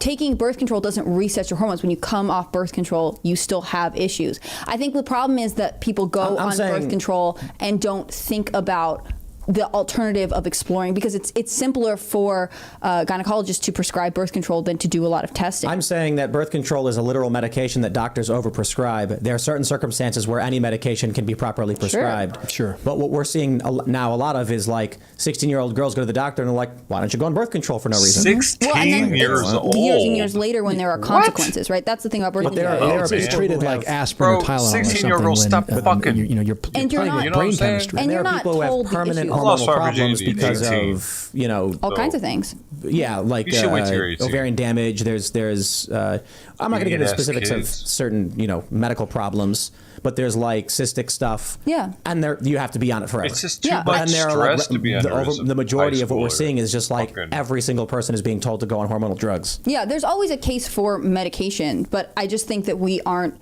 talking about the consequences. If it's the right choice for your body, you should be able to know why, not just that this is the easiest solution, that you'll avoid, more minor inconveniences that perhaps your doctor should explore more seriously with you. TechRoo 2024 says, China admitted it was an accidental lab leak when they suggested someone caught it from something they ate. Saving face is an element of Chinese culture where they admit they screwed up by making a lame excuse, and everyone is expected to shake their head sadly and drop the subject. Like with Fukushima, when they kept saying, everything's fine, don't worry, and the disaster was getting worse and worse and worse. And then, in the U.S., we're really frustrated, like, just admit it's not so we can fix it. But they have honor culture, so they have to keep saying everything's fine even when it's not. Japanese? Yep. Yeah, well, this is what happens. Comrade Nikolai says, hello, everyone. What I think would be better is rally our allies together and force China to cancel our national debt. That's a reasonable deal when you consider our hundreds of dead grandparents in the lockdowns. Ooh, they would be really upset about that. Jeremy Hernan says, Second Amendment for the whole world, says the ammo salesman, LOL. That's me. Good for business. I'd like to think I'm more than that, but... Did you say before you don't sell to the military, you don't sell to cops? Correct. Do you mean like you don't sell to their department, or like if an individual cop walked in off duty and wanted a gun? We have no problem selling to individual police officers, but we stopped selling to police departments. And the reason for that is the Novi Police Department came into my business and wrote a report that resulted in us getting fined by the health department for not wearing masks in our own building during the COVID craziness. Mm-hmm. And at that minute, I just said, I'm done with this. It's obvious. If it wasn't obvious before, it's obvious to me now, and it should be obvious to all gun owners that collectively, as again, not to put labels on groups, but I try to live my life by like the 80-20 rule. So the bottom line is 80% of police officers are there to work a job. And so whether it's enforcing mask mandates or enforcing gun confiscation, probably 80% of people are going to just do what their boss tells them to do. And I just found that to be an untenable situation. And so, you know, it wasn't a big part of our sales anyway. Maybe it was 10% at the time, but I could see the shift. And I'll be honest with you, most of the individual police officers I work with agree with me on it 100%. So against attack. All right, Alaska Pants says Liberia failed, right? And wasn't it some kind of version of the U.S. Republic, which was artificially installed? What the fuck kind of dumb word is that? Yes. Get out of my face! It was also surrounded by a bunch of non-U.S. Republic-based countries, which immediately started destroying and exploiting it. Not able to be maintained or defended against solving attack a problem of crime and these shit. issues that like Liberia faced is I don't like it. You've got an entire continent of warring tribes and different factions that has a massive amount of power and influence over specific areas that you can't just come in and set like a small colony and be like, okay, you're good. We gave you the documents, because it takes only like a couple decades for outside influences to come in and start ripping apart those resources. So it's difficult, to say the least. You know, I'm not going to pretend to have all of the answers, but there are, you know, there's funny memes about like roads in Kenya. Everything's beautiful. The streets are beautiful. There's like some of the most prominent tech development centers there. I think it's called the iHub. It's been a long time since I talked to people from there. So you can take the best part of like Liberia and then compare it to like the worst part of America and make America look really, really bad. The real question is function of government, corruption levels, crime levels, you know, in the bigger picture, which is ultimately where polls do come in. We're trying to extrapolate data from, you can't literally ask every single person in the country. It's impossible. So we do our best to try and figure out what is causing these problems. And I think the answer is, well, the one thing I find funny about people who, you know, would say that race plays a huge component in all of this, as opposed to like ideology. I'm wondering why it is that it is predominantly white Europeans that are opening up their borders and allowing people literally to walk into their country and just start, my old wig is causing the problems these people are claiming. Why you want me right? to itch so much. So in Japan's outright like closed borders, hard immigration, and then it turns out to be mostly white people who are like, we're multicultural and everyone can come here and do whatever they want. And then it's other white people complaining about the fact that white people are doing it. And I'm like, does that mean that white people have a very serious submission problem and they're very a weak and ineffectual people, incapable of defending themselves? No, that's ridiculous. It means there's a corrupt political ideology of communism that's destroying things. I don't blame white people for the white liberals. I blame white liberals. All right. Here we go. I'm Not Your Buddy Guy says Will Ferrell as George Bush was funnier for opening. Dono from I'm Not Your Woody Buddy Harrelson's Guy. opening was like rambly and like it wasn't that good until he made that political point that was kind of funny, you know? I don't know if I said this before, but he did play Biden on several SNL sketches. So I find it ironic that he's the one who's now like making this point about the cartels and drugs. Like there's something there. Wigs, though. All right, yeah, but Trump says, Tim, you missed something about South Korea surgeries. It's actually weird if you don't have surgery of some sort. It's the current plastic surgical place in the world.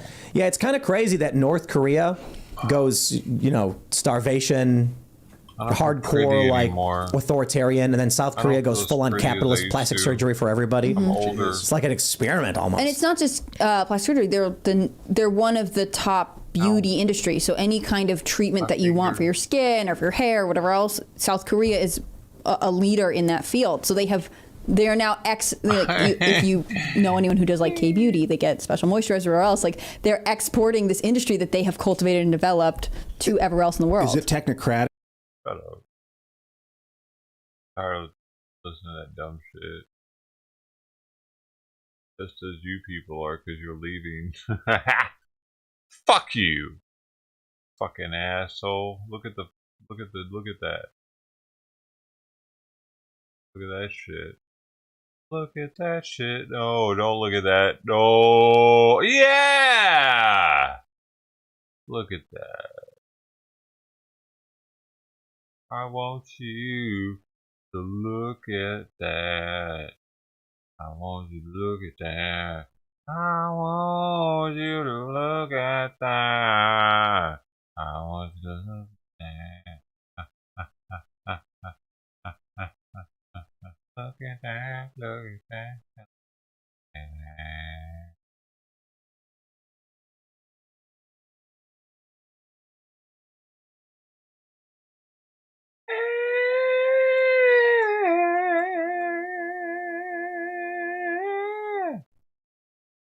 Are you looking at it? Did you look at it? Are you looking at it? Oh, did you look at it? Bow, bow, bow, bow. Bow, bow, bow, bow, bow, bow, bow. Bow, bow, bow, bow, bow, bow. Bow, bow, bow, bow, bow, bow. Bow, bow, bow, bow. Bow, bow, bow, bow. Bow, bow. Bow, bow, bow. Ow! Oh my god. The glen of it is spoken. Did you hear it? It sounded like an African language.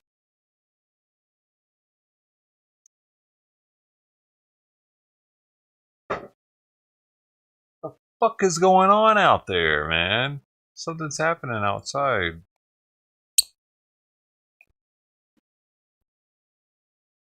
You don't want... Motherfucker, you said you were gonna have me last night, but you didn't, bro. I'm starting to think you're fucking with me.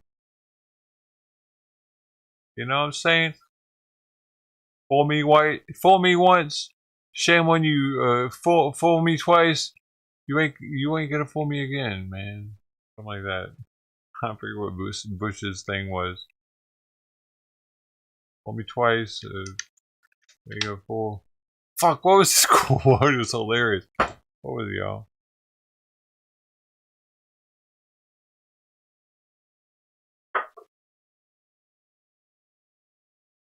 The Bush quote of the fool me once, fool me twice.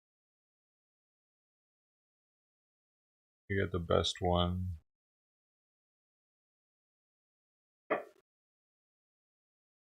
Hey, but for real, here's the one.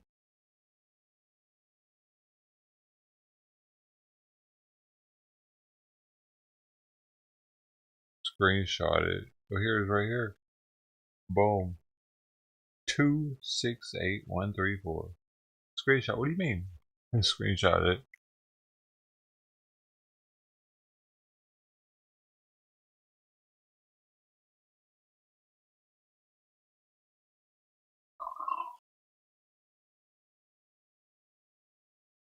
That's Anthony Aguero, y'all. He fucking ran for Congress. He's one of the OGs of the border, man. Been doing the border since started doing the border. And people started doing the border with him, and he was there doing the border with them. I was watching it, restreaming it. Sometimes I didn't know what the fuck was going on with Anthony's videos. I didn't know if they were actually live or not, or if he was like replaying an old stream or some shit. Was that your stuff too? Was that you? Was some dude that would do that, man? If that was Anthony or not, man, but why would do that? I'd be like, man, is this shit live or not? He'd be always at the border picking up water bottles and shit.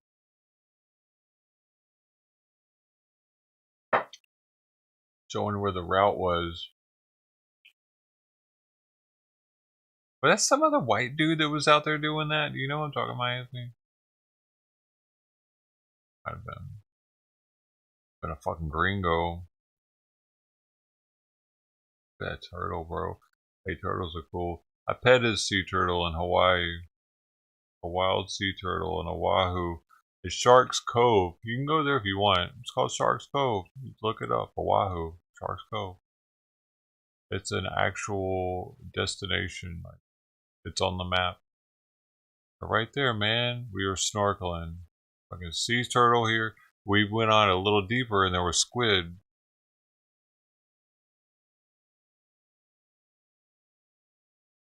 Pretty neat.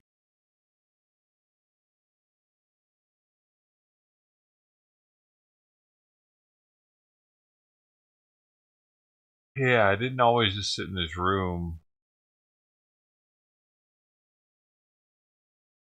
I was younger, I did things. I was kind of forced to. Military help, though. Military help forced me. They're very demanding.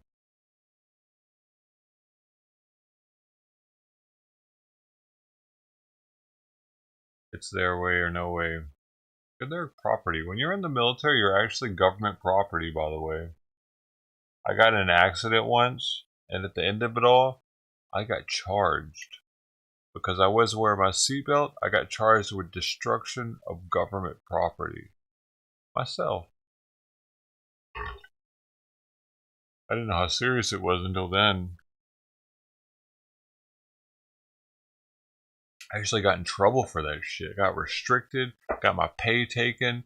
That was the first time I shaved my head, actually. We weren't supposed to.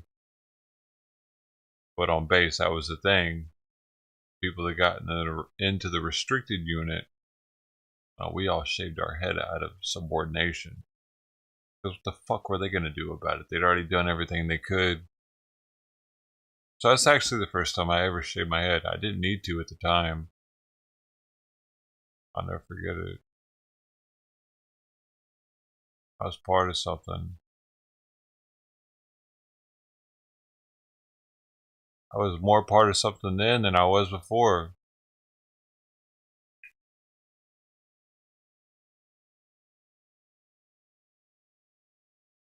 Before I was part of something too.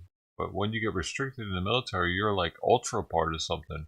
You're a part of something inside of something. We were the only ones on base with shaved heads, I tell you that much.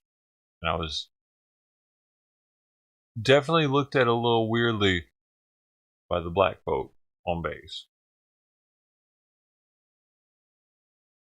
But if they were allowed to shave their head, at the time we weren't actually even allowed to shave our heads like that. White people. It was looked down on if you were white in the Navy to shave your head.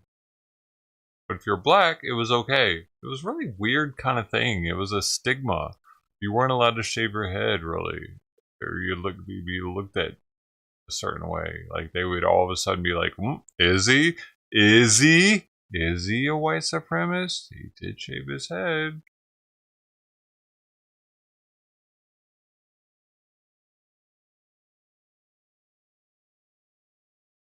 Oh shit, my friend got cancer and he can't have cannabis treatment. Yeah, man. Dude, I've been talking to the VA here about trying, like, mushroom therapy. And they're like, yeah, I'm sorry, it's not here yet. We can't do that. And it's been proven to work for mental illness, man. I need mushroom. Fucking somebody send me mushrooms. YouTube, I'm sorry. Fuck. I'm sorry. I'm begging it. I've been begging for years, man. Nobody helps me. I have all these people. No one helps me, dude. I have a P.O. box. No one helps me. I need help. I'm fucking turning into an alcoholic over here because I'm not getting any mushrooms. I'm pleading for help right now because I'm drunk and I'm not giving a fuck. Fuck you. Please don't fuck me over YouTube. I'm sorry. All the other platforms. Okay. Medicinal mushrooms. We're talking about any mushrooms here. Okay. Okay. Could be anything. We could be talking about Portobello. I'm talking about Portobello. I'm talking about Portobello. Of course I'm talking about Portobello. I need help. I'm begging. Fuck, man, I got thousands of fucking people. Dude, no one gives a shit. No one really... People think I'm joking right now. They think I'm joking. I feel like beating my ass right now because I'm not getting my fucking point across!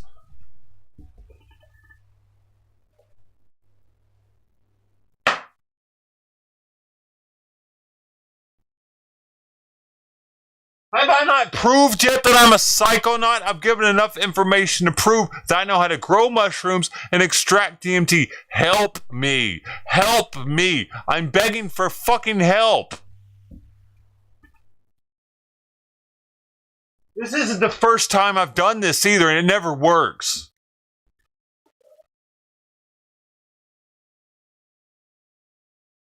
And I'm just getting worse. I just get worse as you watch it happen. No one helps.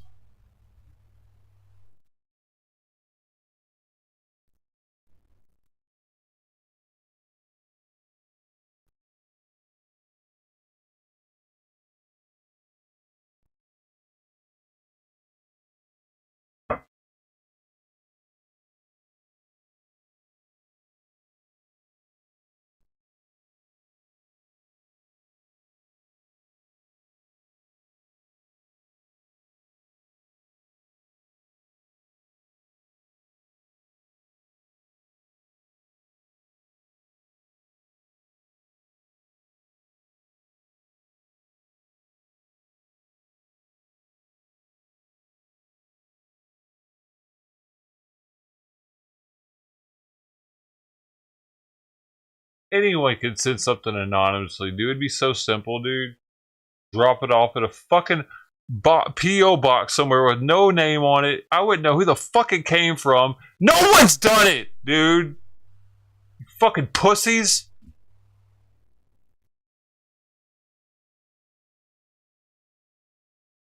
Fuck.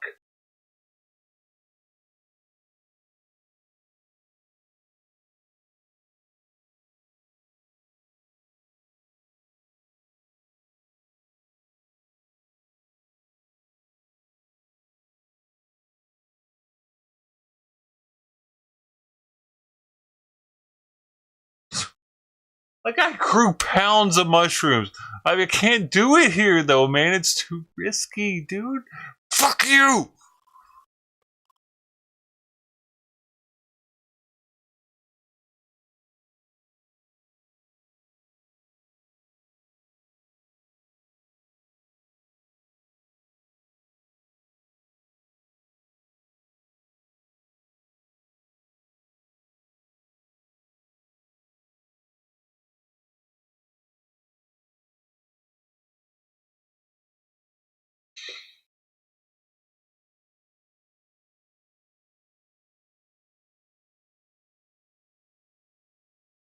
Gotta leave the fucking state, dude, just to get sane again.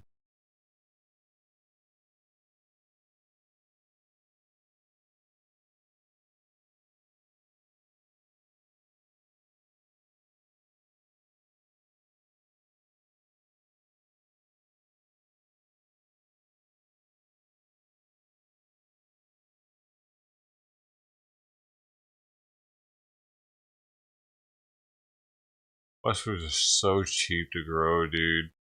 I'm just like blown away right now that no one has done that, dude. Just like, yeah, oh, you want someone? You know what I'm saying? It'd be that simple. Fuck.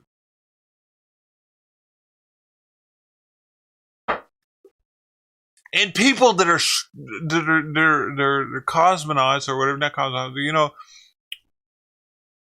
psychonauts, understand, man, it's a medicine. And why haven't any of those people said, oh shit, he's hurting right now, I need some medicine, let me help him out? What the fuck, man? Like,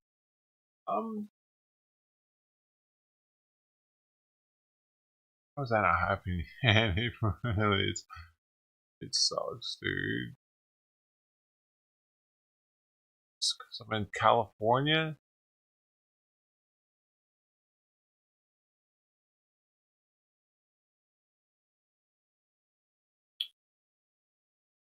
Hot coffee in the house. Get the hot coffee. Cold, he was also known as iced coffee, not the hot coffee.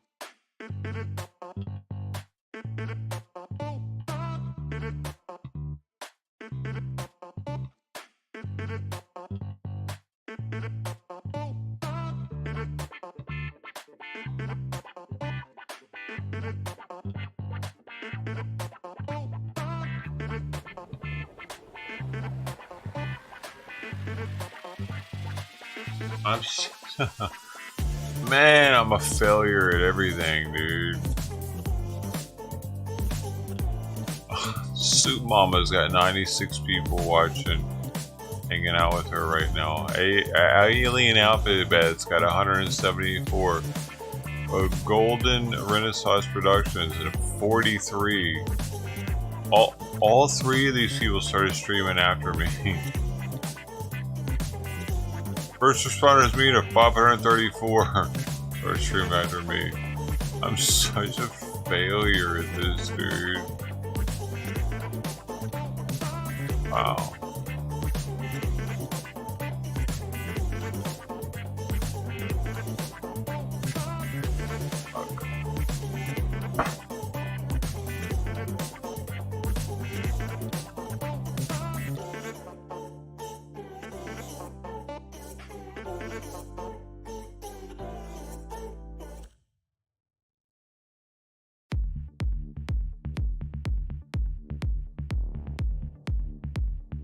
Oh.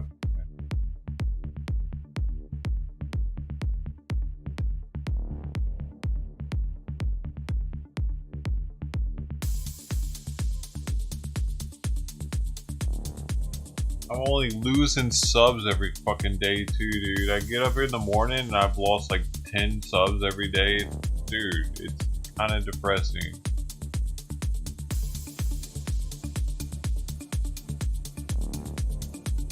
I just suck, dude. What can I say? I'm a sucky dude. I'm a sucky dude on YouTube. Hey.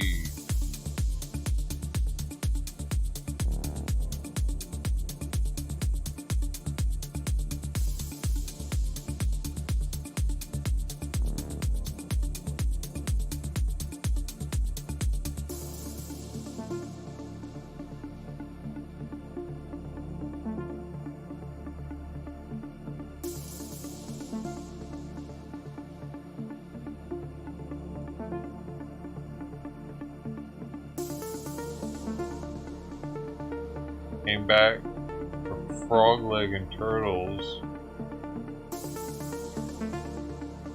Oh, what? From last night we were talking about the frog leg? Oh!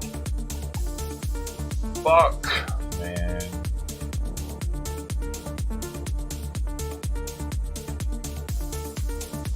I was supposed to have a mushroom supply to last me for years, but it all went bad from heat. I had pounds. Well, they were pounds when they were wet. They ended up being like a fraction of that once they were dried.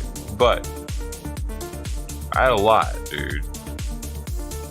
Maybe half a pound dried, something like that.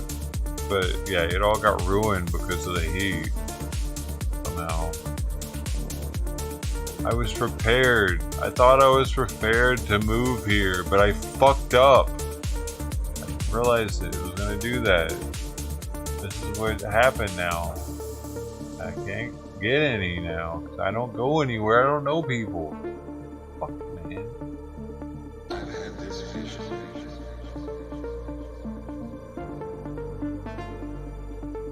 All that growing up,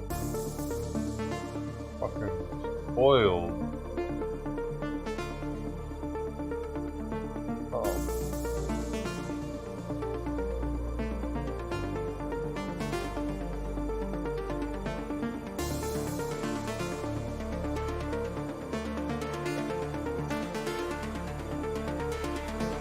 I've had this vision. Fucking spoiled, dude.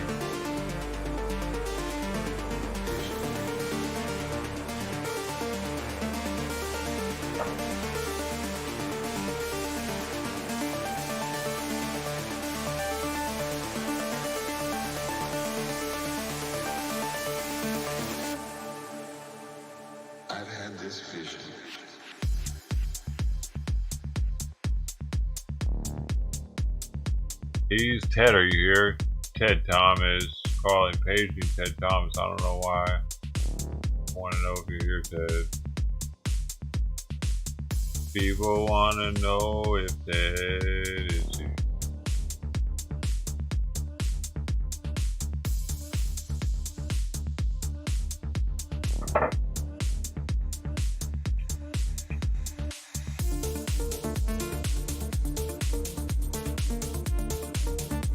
Hey, Ted. Ted is here.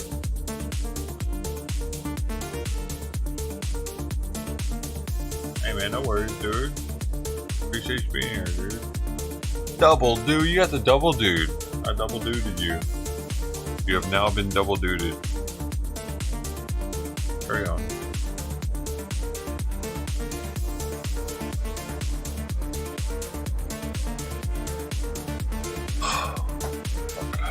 I really do need mushrooms, so I'm just too scared to grow them here, dude. It's a fucking felony.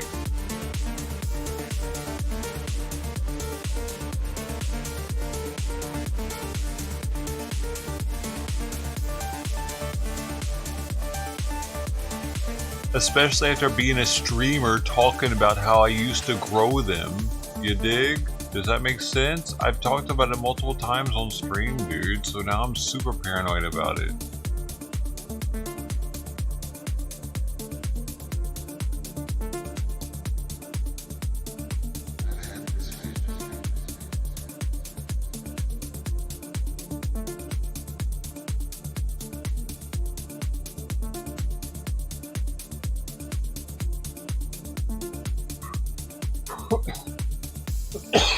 It fixes me though, dude.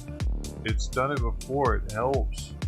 Makes you more athletic. Makes you want to work out. Makes you want to drink less. Makes you want to quit smoking cigarettes, which I did on mushrooms.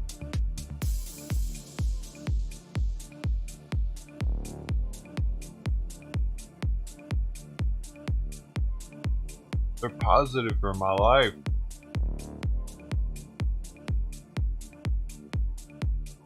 So much so that it has me thinking maybe I gotta move just so I can get some fucking mushrooms. I gotta move out of state. What the fuck, man? That's crazy. Because they're so easy to grow. They're easier to grow than weed, man. Just gotta be careful in the beginning.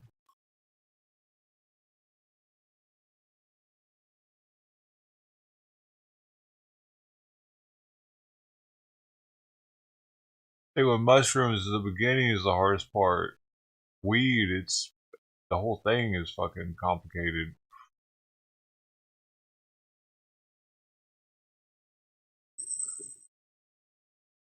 With mushrooms, though, you just had to get past the beginning part because as long as you don't contaminate the grain or whatever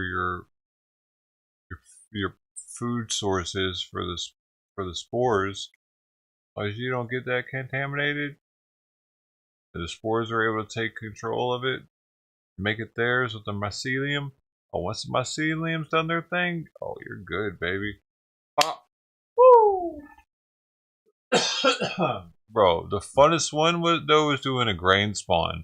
I really dug the grain spawn because I was able to take the grains and bust up the mycelium and then spread them throughout and make it go further. And man, dude, growing mushrooms is fun, dude.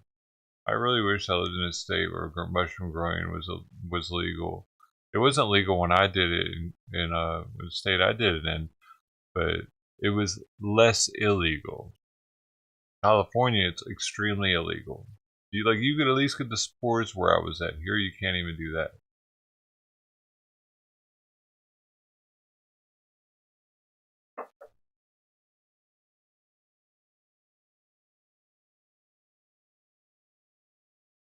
Man, motherfuckers. Not cool.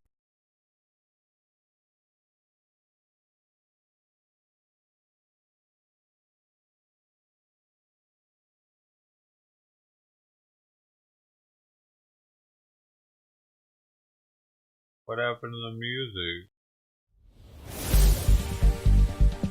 Breaking news. Breaking news number 2.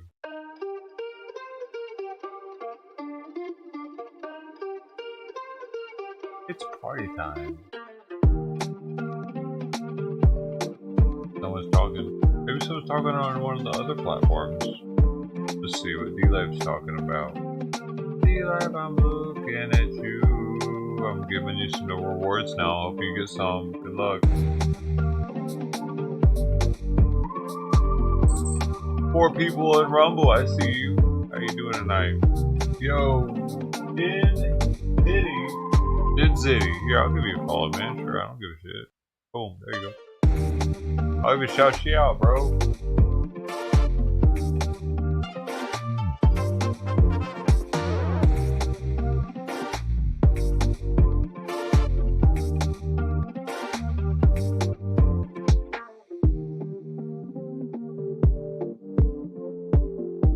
There it is. Smoke weed every day. You got the shout out, bro.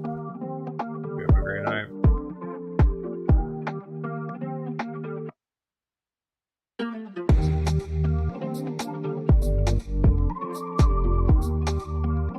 Damn, I just realized this shit looks all whack. Hold on.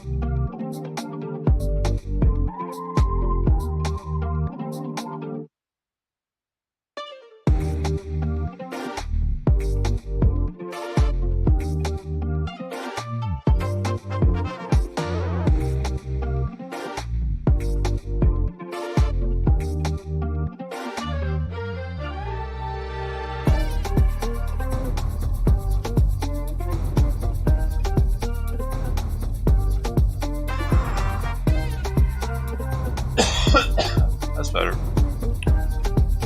More symmetrical.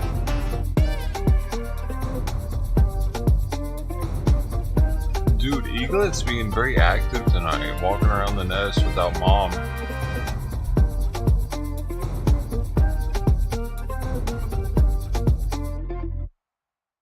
Oh, and other eagle is cold. This is the other eagle, by the way.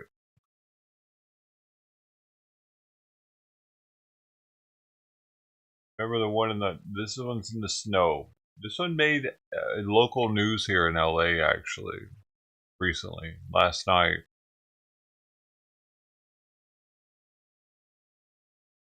These eagles, man. What, them to me, I was just sleep in the snow like that. Pretty impressive.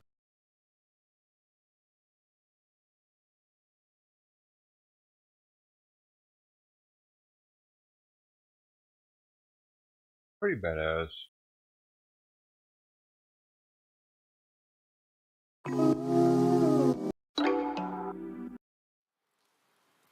Peanut butter bread. God dang. You need to see some jelly with that, huh? Oh, for real though, does it taste like peanut butter?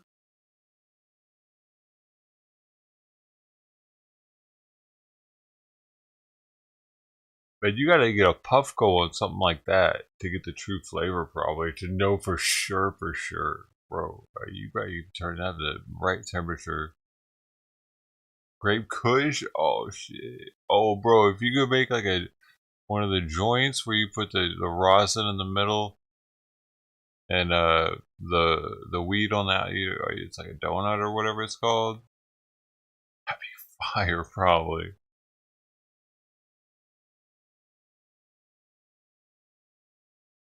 And then you gotta have a peanut butter and jelly sandwich right afterwards. Oh my god. That's too much. You're doing too much probably, but you might actually go into Nirvana at that point.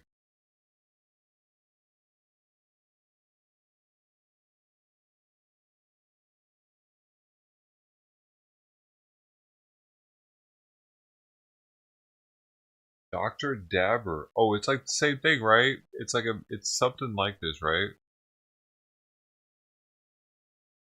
Look at that. Dr. Dabber XS.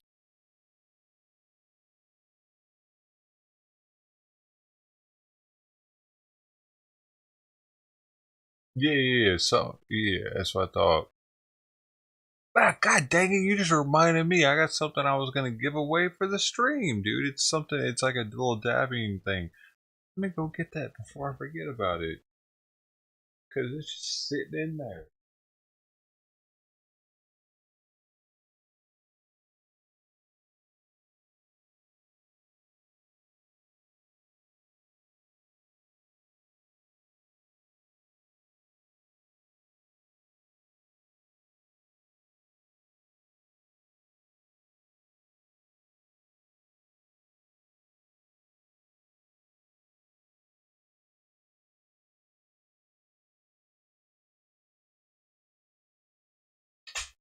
Yeah, man, I got this thing.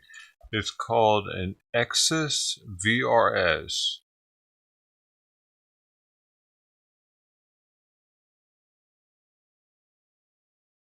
Nectar collector, dab rig, or cartridge vape. So, but I think doesn't do. Oh, it does nectar collector though. That's interesting. It's a nectar collector. Really? I don't even have a nectar collector. Don't really need one though, but I mean, someone might need one.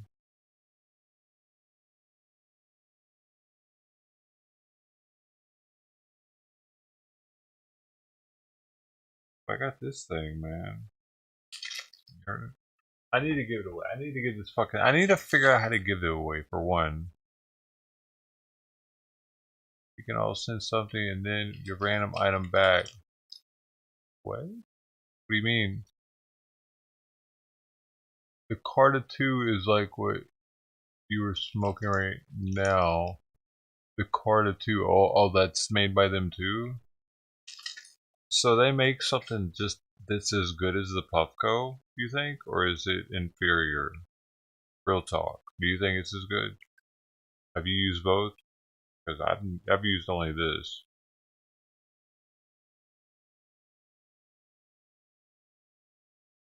What are you talking about, Zeno? Focus V. Oh, so that's a different brand? So you're saying that brand's product is better than Puffco, or around the same? Because I got a Beta Labs top on this. I got a recycler top, so that's going to be different. And I also have a Pulse piece bubble cap here. But the stock of Puffco is kind of shit. I'm just gonna be real. It's cool, but it's just you gotta unlock it, getting upgrades.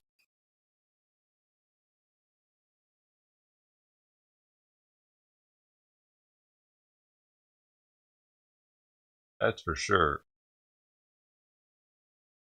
I got the 3D, the chamber also.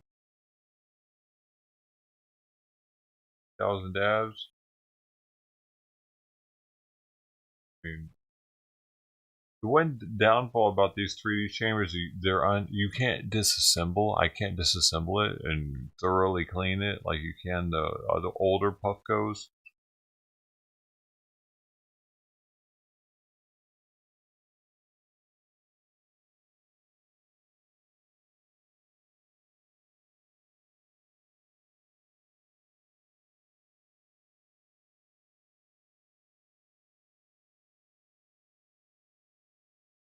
Yeah, I do wish the atomizers came apart like some others.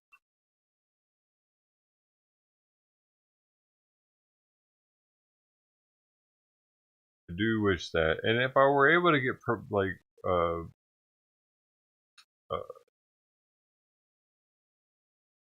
what is the word? Like free gear from the other companies, I'd be more willing to like venture out and try them and promote them. But this shit's so expensive that it's like I don't know, man. You know, I'm already in deep with the Puffco game. I do want some pearls. I got a pearl spinner cap already that I got in one of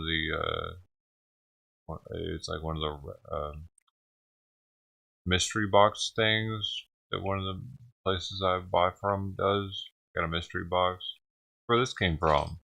I spent like $5 on a mystery box for shipping, and this was in it. That's why I need to do it for a giveaway.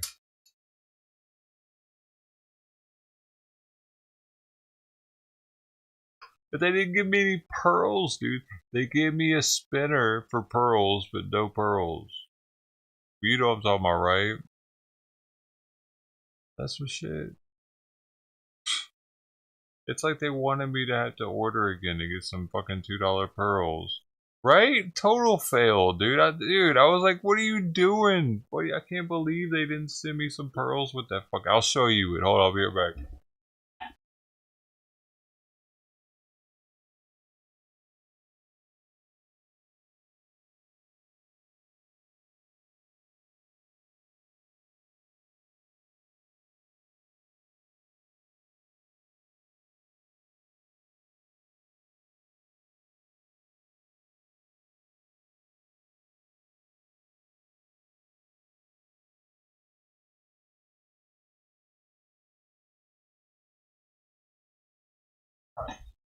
So one of the here somewhere. Where is it?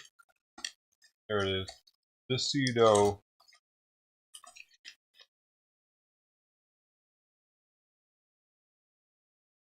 did I lose it, bro? This is all the shit that I've gotten for them for this eye drops. What am I doing in there? There it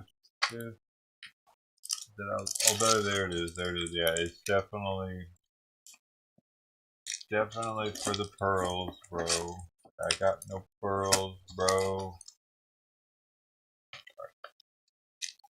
See how you can tell? I'm gonna set a stream so that they can know what I'm talking about. Because a cap is not just a cap. There's caps that are made for pearls. I knew that that's what they had given me when I showed up. I was like, oh shit, where the pearls at? I was so stoked on fucking using one for once. So, it's got the holes, air holes right here to spin the ball. Well, that's why it lays. Just lays right here. Boop. It lays right on.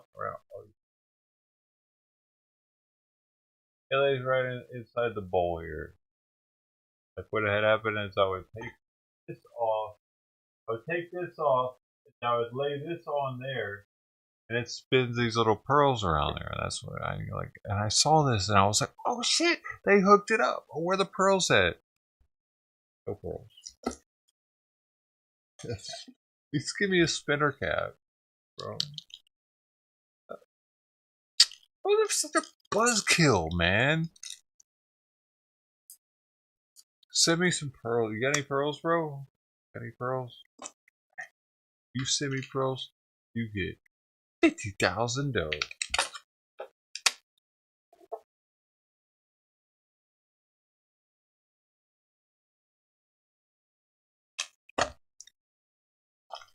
Hey, but this is one thing they said that's kind of cool. It's limited.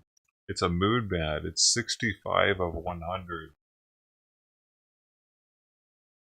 Like a Halloween vibe. For the Puffco. Pretty dope.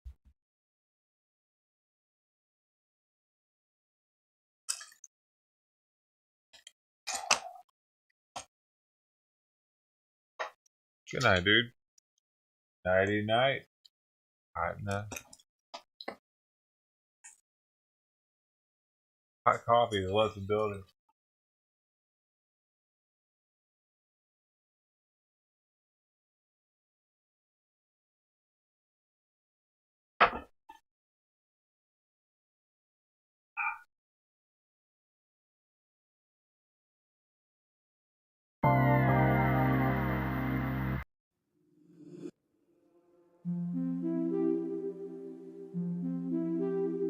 The toys look interesting.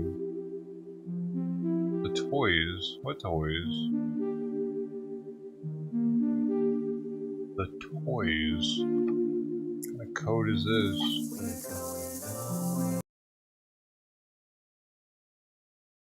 How many of those are you allowed? Jay Wright, good evening. What is happening? What is happening? Are we sure of what is happening?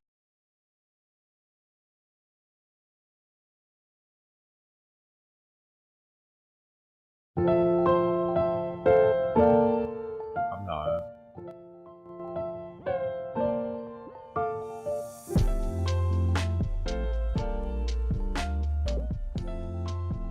Talking about the average Joe.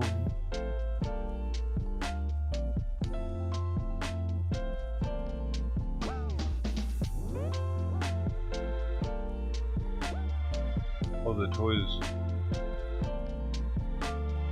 Is that a toy?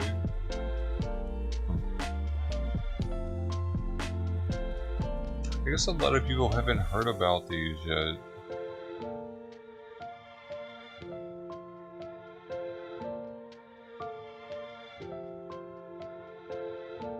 Yeah. I remember when I first introduced dab pens to people in Tennessee back in 2014. They were blown away by it, actually. The ability to just have weed in a pen.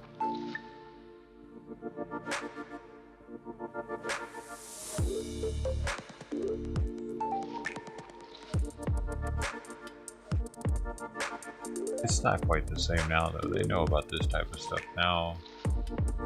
But then they were like, what? What? It's a... What? It was all new right then.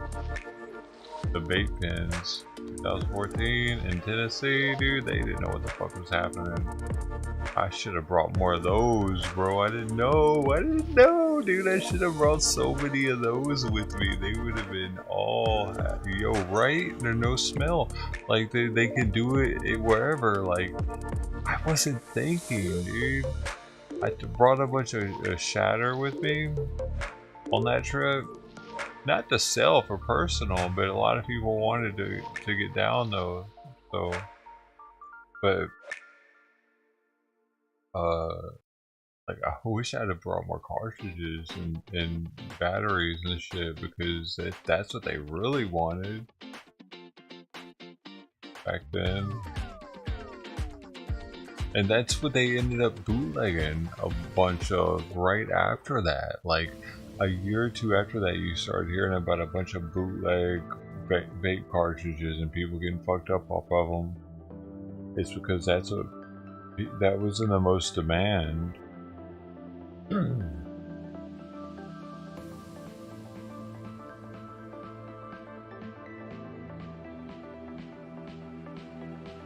What's happening? Joint, what you got in it, Ted? What you smoking on, bro? Bro, I need to bust out some of my weed actually before it starts going bad. I've been doing some research, and apparently like weed goes bad even if you refrigerate it. It'll start losing THC.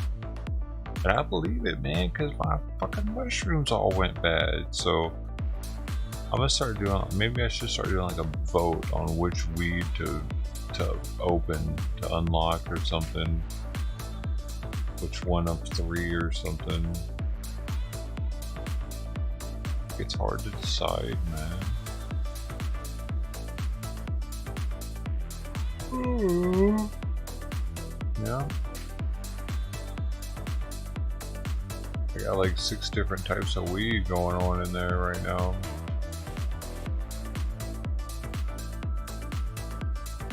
And half ounces of each, so I gotta think about it. Like, I don't want to just crack a half ounce like that. Unless I want to really get down on it like that. But if I get voted on, then I won't have any choice.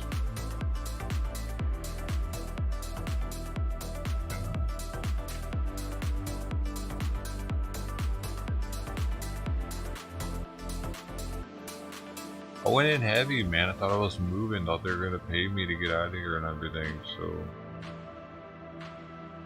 I prepared, but now we're here, and now I gotta smoke the old weed. I gotta smoke the old weed. Do you like smoking old weed? They put it in your fridge. Don't open it though. Don't.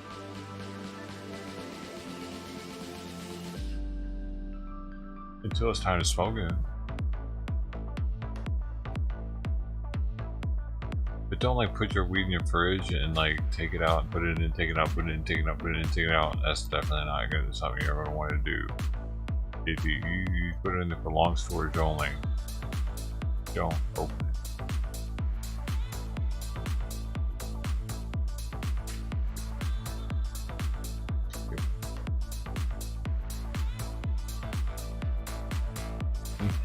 Good cat, what's up, man? Hey, man, get your fucking boy in here.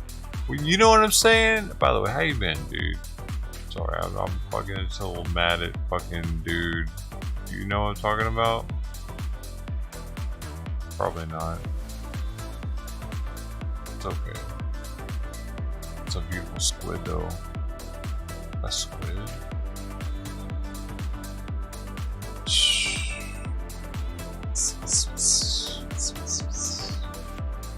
Where are you seeing me from right now anyway? Is it a Discord or your YouTube recommends?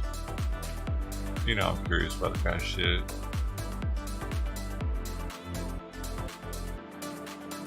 Missed you, man. Back in the day, you were one of the real ones.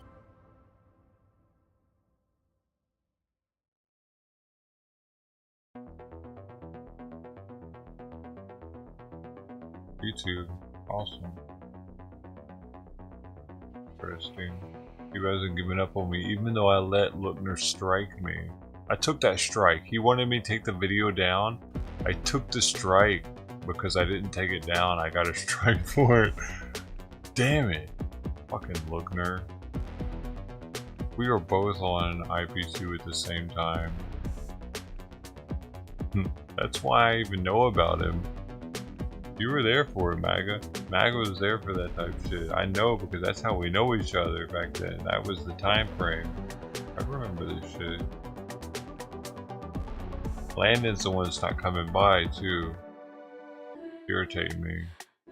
I just remembered at $25. I unmembered, by the way, because his ass ain't coming by. I am even fucking subbed to him on both his girls' channel as a first.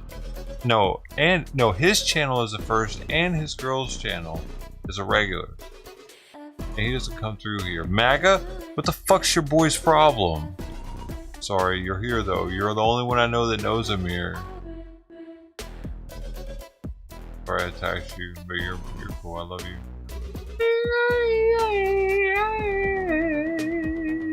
But you're connected. You're connected in that whole thing.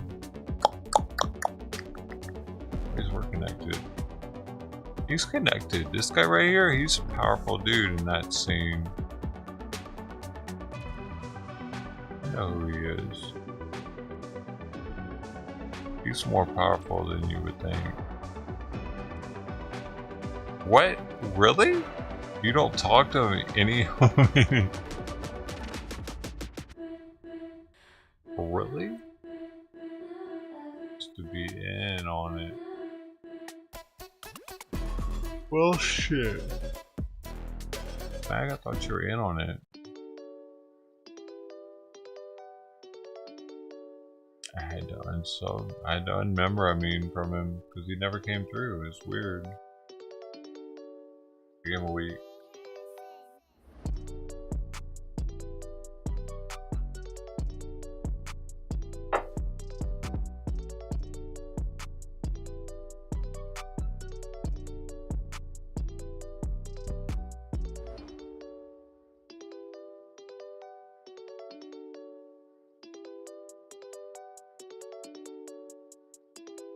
So nothing new, MAGA. Nothing new. Alright, I don't understand that though.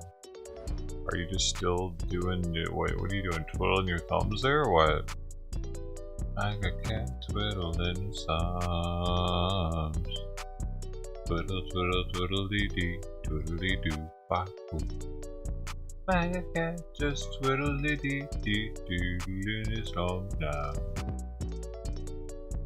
My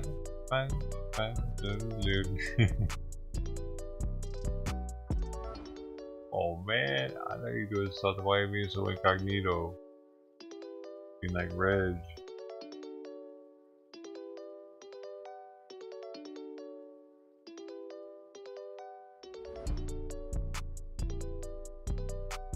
I think it's because if a Timcast is my hashtag. I don't know. YouTube, you're crazy. I don't understand you.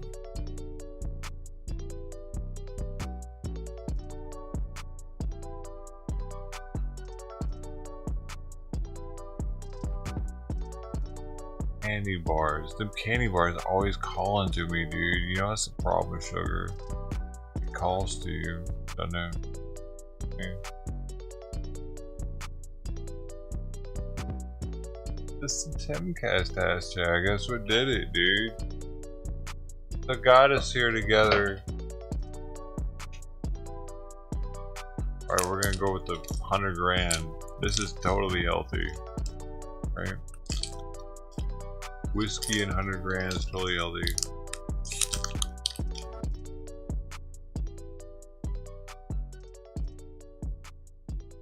Are you gonna have a whole joint? Slacker. Why are you slacking?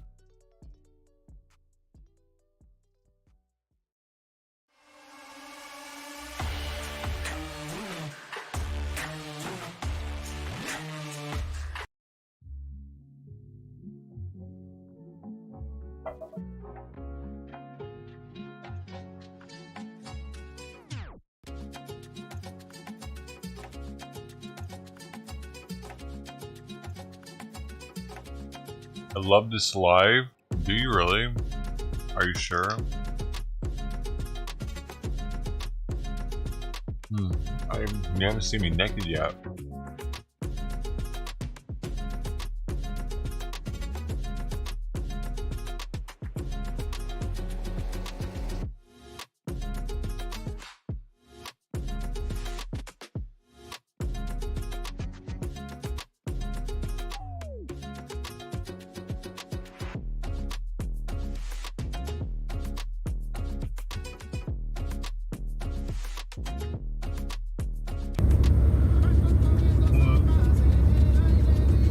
Means that it's just a scientific consensus.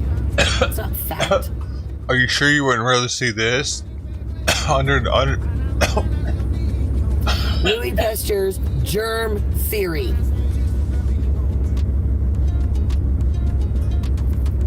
Dude, there are 100 people watching this people right want to now. take it like it's law. Oh my god, there's germs. I just needed to bring this up right now. Germs! There Germs are here. 100 They're gonna kill me. No, germs people aren't. You know, they don't necessarily have to be tuned in just because the to firefighters whatever are the at the fire fuck this is. doesn't mean that they caused it. Okay? Just because the firefighters are at the scene of the fire does not mean that they caused it. Can we please understand that? Like I said, Deschamps versus Pasteur. Look Is it she up. drunk driving? Oh, do you need to see it? You can see it. You can see it. Okay. Be scared about your prescriptions. Be scared. They are petroleum byproducts. You know what medicine is, guys? Medicine is minerals.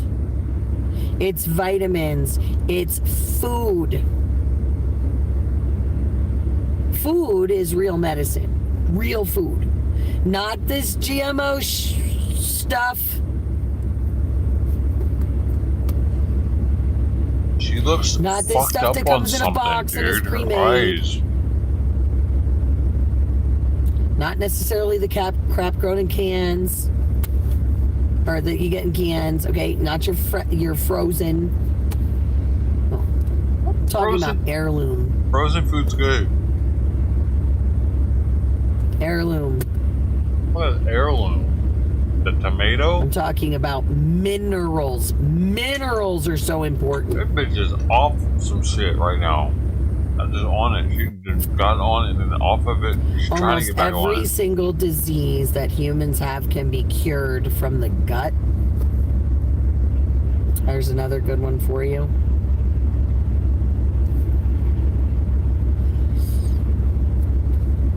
Fix your microbiome in your gut.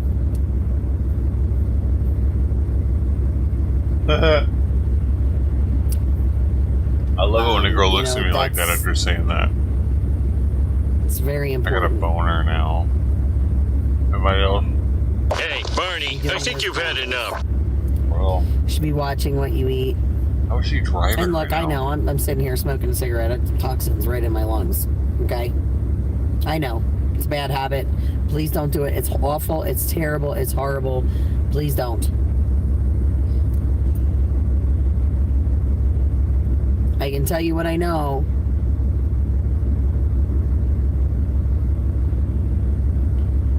I can share my knowledge. I'm not perfect. I'm far from it. I'm human, and I'm a work in progress. Always. I'm always a work in progress. I'm by no means perfect. But I can share my knowledge. I can share what I know.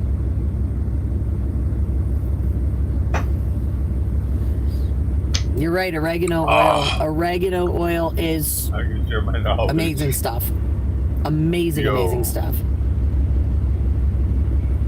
I mean, she probably does have knowledge about nails. You know, and the truth is that, you know, you guys should be aware of the stuff that they're doing to you every single day that you may not even think about anymore. So, one of the big ways that they medicate you every single day. They medicate you every day in your water. Fluoride. They calcify your penis gland. For those of you that are still drinking tap water, please stop. Please stop. Or, if you're going to drink... I don't drink tap water, I drink the Pellegrino essay. Get a filter. Shungite. Elite Shungite chips are fantastic. And I'm going to tell you why. I'm eating water. Why is she sitting in the car right now? She is drunk. It's 95% Look, her chat's or even better saying carbon. She's drunk right now. It filters your water and it even takes out fluoride. I'm gonna see if I'm fucking banned, bro. Yeah, fluoride.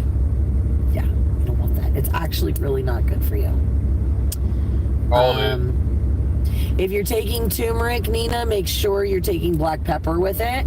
Oh, shit, because black banned, pepper helps the turmeric absorb into your system. And turmeric and ginger and black pepper are awesome for inflammation. You want to go hang out here? Oh, by all means. But Shungite chips, so they're actually pretty amazing. Shungite is an EMF blocker. So those of you that don't know that, you can get Shungite in all different forms. You can get it as pendants, as all kinds of things. But pyramids and spheres, so a Shungite pyramid you want to use by your electronics, and the spheres you want to use in your bedroom. But Elite Shungite chips, if you put them in your water, if you let your water soak in those, those soak in your water for 48 hours, not only does it take out all of the nasty stuff because it's carbon, but Shungite has a really unique property where it puts the world's only natural source of fullerenes, which are free radicals, back into your water. That's actually really important because those free radicals garbage from your system. Ted, the stones come from Karelia, Russia. That's where Shungite comes from. I'm not allowed to have friends here. You don't eat them, Sasha. They're stones. They're stones, and you put so you get a 1 gallon water pitcher, and you get Elite Shungite chips. You put them in the pitcher. You put your tap water over the top of it. You leave it there for 48 hours, and it will help you. It will help filter that water. It will put the world's only natural source of fullerenes back in. It is really amazing, actually. She part of crystal really amazing stuff. It's a really amazing stone. Like I said, it is an EMF blocker. Like I said, the pyramids are fantastic to use with electronics, and the spheres are really great for in bedrooms.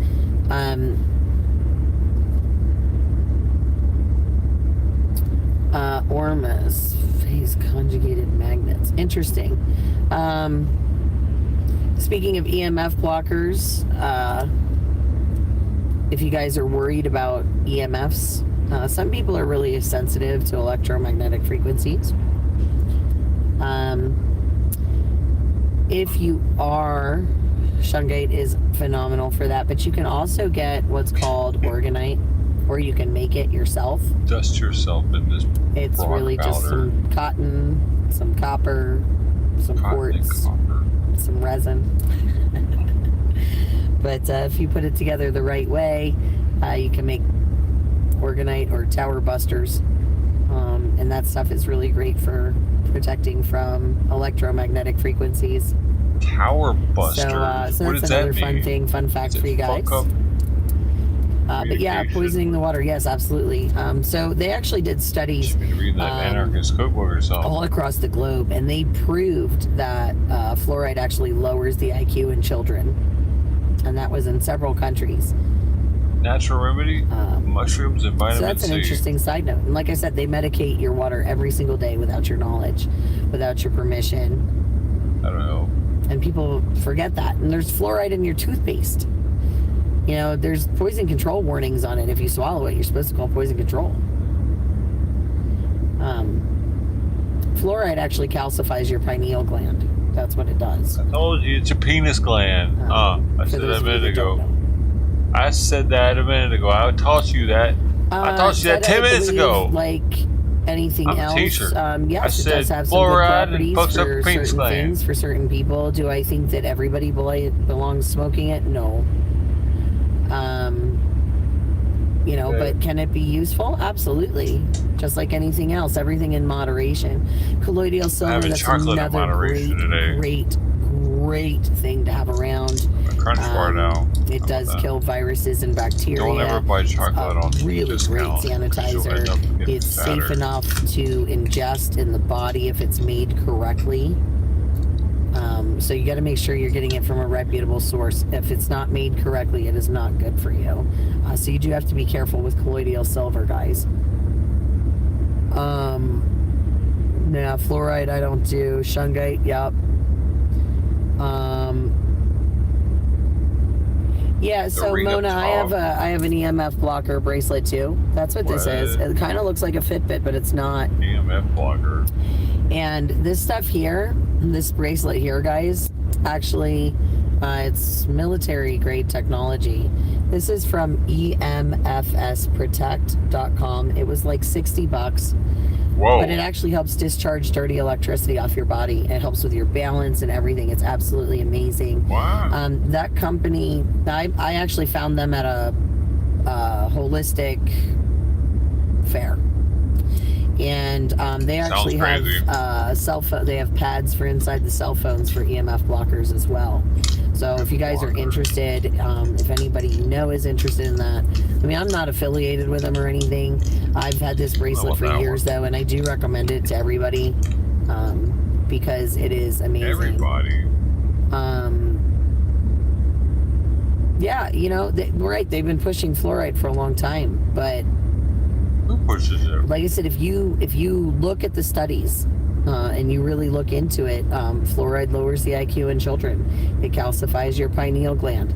The other thing you have to watch with city waters and stuff like that is that even though they put all this water through the treatment processing plants and all that other stuff, one of the big things that they've said, especially in larger cities, is that there's still traces of all kinds of prescription medicines in there because of people flushing them down the drain and things like that. So that's kind of scary.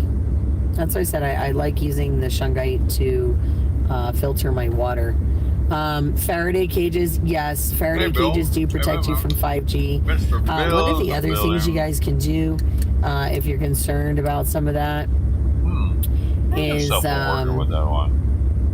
you can get copper tensor rings. They actually make them the size of the meters for the smart meters on your house. Oh, it's because their cell phone isn't inside of her asshole. You can or do it's like certain qubit measurements, and what it does is it transforms the frequency of the electromagnetic pulses and stuff. The tensor rings are pretty awesome. Tensor rings. Yeah, so you can try a copper tensor ring. If you need a source for one, I do have a couple. They live in Pennsylvania, somewhat near me. I can always give you their information. If you're interested in looking into the tensor rings, it's a husband and wife, small, you know what I mean, family owned. He actually makes the items himself, which is pretty cool. So everything's measured out and done, you know, according to specific measurements. So everything's correct, and they'll explain everything about them. They can answer all your questions too. They're amazing people, amazing couple. But yeah, so I do actually know somebody that makes and sells the copper tensor rings.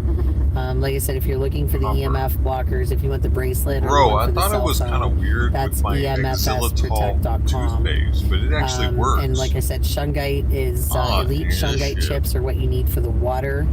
If you want to filter your water at home. And guys, if you're buying bottled water, you need to make sure you're looking at it, because sometimes there's fluoride in the bottled water, and a lot of times if they purify it and stuff, they're putting all kinds of other garbage back in there. So you want to make sure that you're really watching out for that. Well, like the minerals? If that's something that you're buying. You don't want minerals.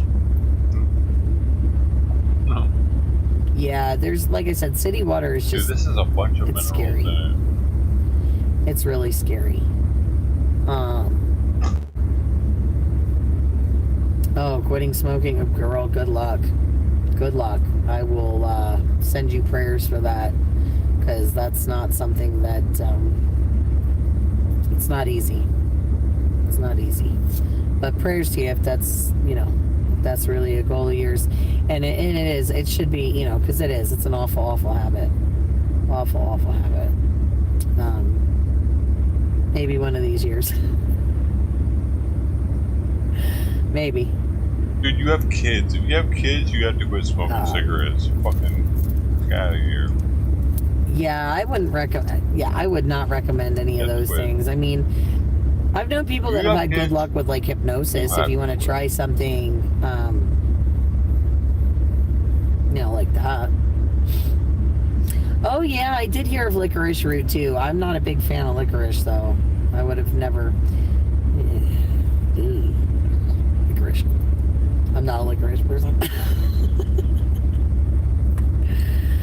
Yeah, you know, they say a lot. They say that it's more the actual physical like habit of, you know, putting it to your mouth. It's more breaking that habit part, like that wake up in the morning and grab your cigarette thing. Yeah, man. They say it's more the habit of doing that itself than it is actually smoking. Like back in the day, it was hard to quit smoking, but now I don't see it being as hard because, like, damn, it's so expensive.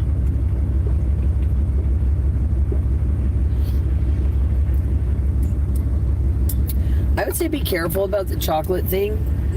Damn it. Only because sugar Shut up, lady. I'm sitting here is an inflammatory. French bar. And sugar is actually, believe it or not, sugar is really a toxin too. And it's highly addictive, and it lights up more pleasure centers in your brain than cocaine does.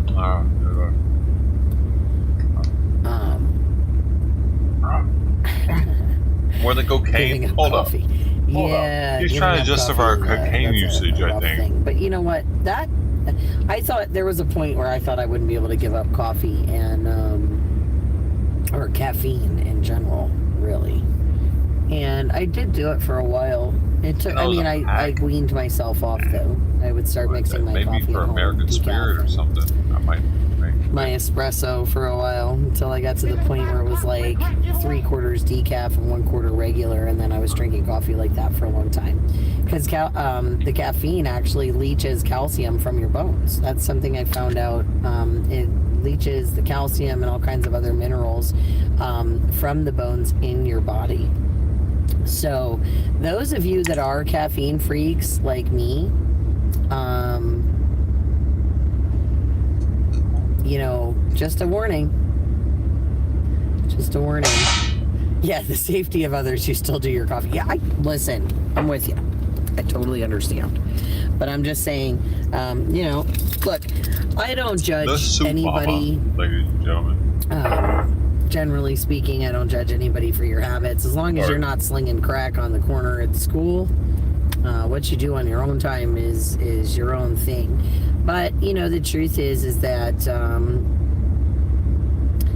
you know, That's if a good there's tasting something burp. What that the I hell know, is like, look, Steve? I love my coffee, I love my caffeine, but you know, there's realities to it, and the reality is that if you're going to drink coffee, and you're going to have a large caffeine intake, you have to realize that there's, you know, it will leach the calcium, and it will leach the minerals and stuff from your bones.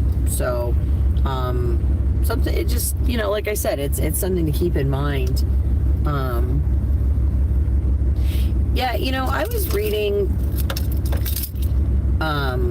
something like when it comes to teeth. I was actually reading something where people said that you can actually regenerate parts of them. What? Not really sure, but I did hear that white oak bark is really instrumental for that. I don't know if that's true or not. Bones destroyed, a few cups of coffee, and add calcium supplements to your diet. Yeah. I'm serious. If you guys don't know about xylitol, look I've up heard that. I've also heard Squiggle toothpaste. Squiggle. That, I haven't had a cavity. I can eat all the sugar I want all day long. I won't get cavities with Squiggle. I don't even have to floss. For some of that, I do have a Sonic Hair toothbrush though, and I do brush twice a day. Beef liver will rebuild your teeth. Yes, black coffee. Yes, black coffee, it can, but you have to do it in moderation. So like I said, guys, a lot of it is moderation. Now, like, I was drinking a 42-cup coffee urn of espresso every day. What is she doing with her necklace? She's driving me crazy, so bro. When I say caffeine, like, I was living it up on caffeine for a long time. And, you know, that's kind of like, you know, like, that's all. I'm just saying, if you're gonna be a big coffee drink, you know, coffee's okay in smaller increments, wine is okay in smaller increments, right? Everything, moderation is key. You know, you just, if anything taken to the extreme, they have fluoride-free toothpaste, Anthony, that same brand, Squiggle. So that's the real truth of it. You can get them on Amazon even. I got them in the Amazon shop. Colloidal silver, yeah. It's like I said, there's reputable places to get it, and yeah, I know there's I think, what is it, Dr.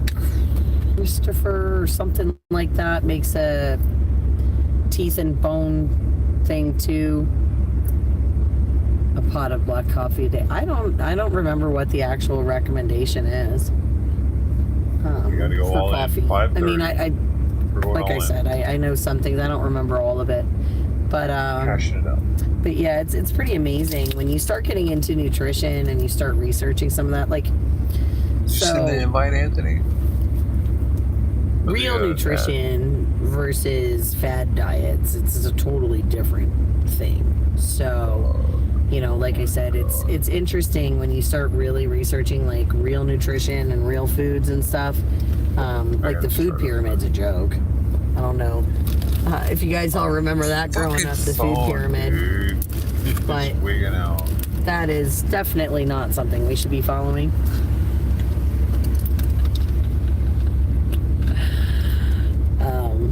Because no way you should be eating that many grains. I have to tell you, this is some of the best chapstick in the world. It is a CBD chapstick. Oh, do you think she's tweaking? I love this stuff. It actually takes... So remember that sting I was telling you guys about? Like around the edges of my lips that I still have residual from yesterday? Because it really does. It feels like I ate a whole bunch of hamburgers around there. Like around the... Like, it, you know, when you're eating hot wings or whatever, you get that zip around the edges of your lips. But this stuff takes it right out. It's pretty amazing. pH Secrets. It's a lip balm moisturizer and it's CBD infused. This stuff is just really amazing though. I'm gonna have to get more of it because I'm like halfway through this tube.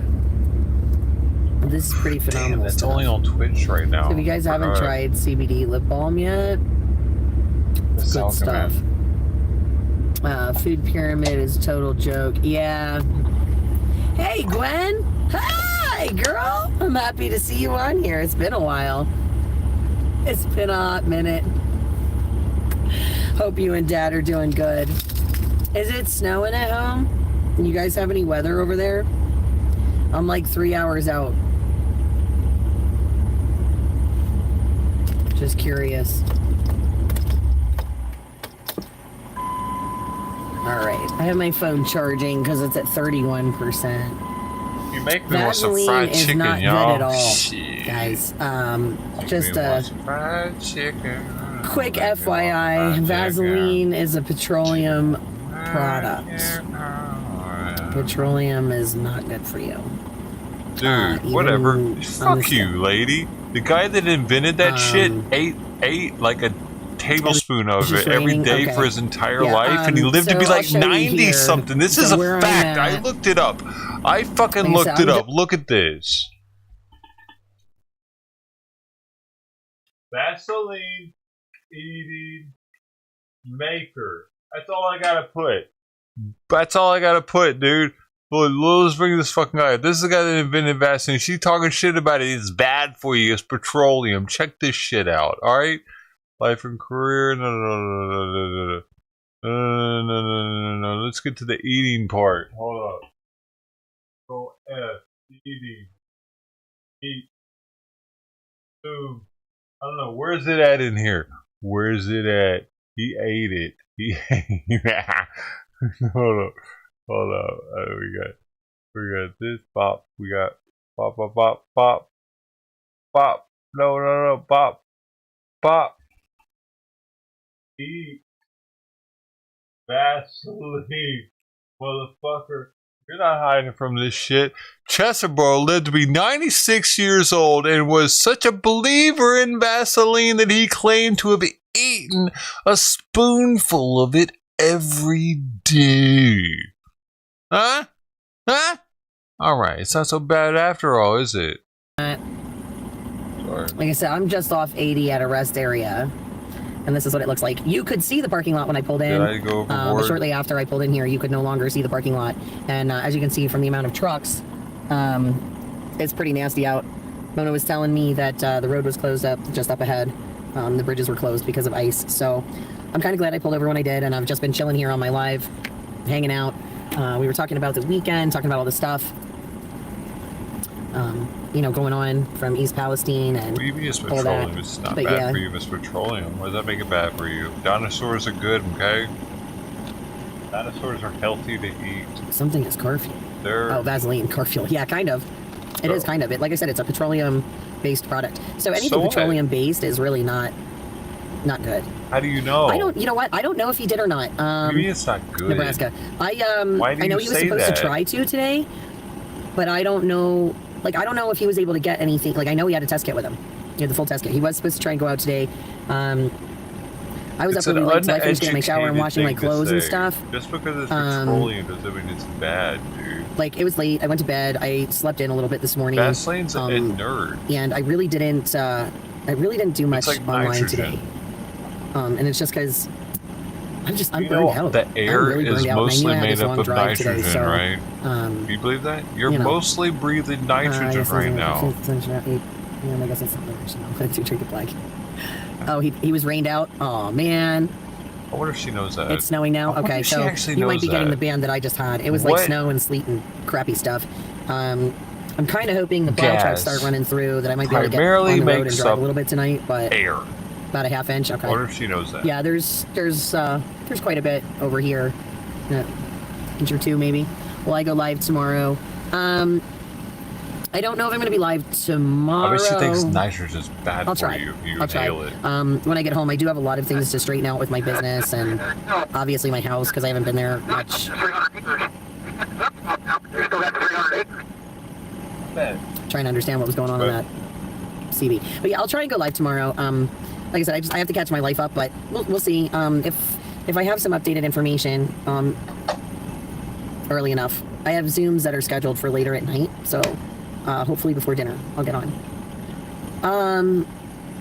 So, Gwen, yeah, it was interesting to, so I feel like my throat is still scratchy, and like when I clear my throat, it tastes like I swallowed that gluten-free is black healthy. pepper. Although my mouth still has a really gross metallic taste from yesterday. My skin feels like it's pushing out this grossness. I had neon yellow. I really don't get the when I colloidal blew my silver nose, thing. neon yellow pussies, crusties on my eye this morning. My teeth, when I brushed them, and was like, this morning it was neon yellow. So it was just kind of. I don't think that's anything different. Kind of disgusting, and I mean like neon. My throat is still not right. My nose is still not right. I had a little bit of a headache. Yeah, and my skin is still a little bit itchy. Like I was. So in other words, words, it was really irritating my skin yesterday. She's do I think itchy CO2 is bad for the earth? and- No, because plants need it to live. Yeah, it's not good. And like I said, I was only there like 10, 12 hours. It wasn't even like I was there a long time. But the smell, the taste is the worst because, like I said, I've brushed. Okay, and I make tooth powder, so I use like bentonite clay and like 3 different kinds of clay. And usually my mouth feels phenomenal because it just takes all that, it takes all those toxins and all that grossness out. I'll tell you what, her mouth And feels I have to tell you, I'm still phenomenal. tasting this stuff. Oh yeah, She takes her absolutely. teeth Like I out. said, when I was trying to get home and I was gonna make some tea for myself to try and clear out my throat and lungs a little bit. I wanted to take some of the vitamins I have at home that I don't necessarily I'm sorry, travel I with. messed up when I said that. didn't I? Because yeah, Her teeth come out though, don't some of they? this stuff is just gross. And How is she I did talking kind of so want to long soak tonight? in like a What's tub happening? of like a baking soda bentonite clay soak. I don't know what's happening right Try now, and dude. This is weird. Suck this stuff out of my Is it skin like a truck because stop? it feels disgusting. And like I said, I took a shower. Like I had like 4 layers on yesterday, and every layer was just permeated with whatever that smell was. I figured she'd and it be was awful. sleeping It was to just awful, continue the awful, drive, but awful no, she's smelling. staying up. So that tells me she's fucked up on those something chemicals. to keep her up, or she'd want to sleep. It was awful. Yeah, well, that's because I got a hotel room. I had to. Oh, she got a I had hotel to. room tonight. I had to. I washed my hair. I mean, I scrubbed last my night. hair. I scrubbed my she's body. doing I that. threw my clothes in the wash machine there. Like I said, absolutely disgusting. I really, Absolutely. really felt gross. There's just there's Got a no Butterfinger, two ways bitch. about it. It was just a horrible feeling. Horrible feeling. So, yeah, like I said, I feel, like I said, I feel terrible after being there for like 10 hours. I can't imagine trying to live there right now. I can't imagine these people that have their families there, their kids there, we've been discussing all kinds of things tonight, like the amount of animals that have died, these people who are being told Tonight, new that their details out of farmland East is no good Palestine anymore, as that federal and state officials continue to clean up toxic waste from the trail derailment site. We now know that some of the waste will be coming to Northeast Ohio. Our Bree Buckley has the latest. We know it's far better to have it safely stored in a properly constructed and monitored disposal facility than to remain here any longer than is necessary. An update from officials in East Palestine Monday afternoon announcing that waste from the derailment will now go to Ross Incineration Services in Grafton. That's joining 2 other Ohio hazardous waste disposal facilities at Heritage Thermal in East Liverpool, less than 20 miles from the derailment site, and Waste Management's Vickery location in Sandusky County, as well as another site in Rochdale, Indiana. The addition of these disposal locations gets us closer to having enough capacity to finish the cleanup. Governor Mike DeWine says sediment washing is underway in both Sulphur Run and Leslie Run, saying majority of contamination in those waterways is attached to the sediment in the creek beds, which is why you see contaminants rising to the surface. The state says 1.8 million gallons of liquid waste and over 4,800 cubic yards of contaminated soil have already been collected.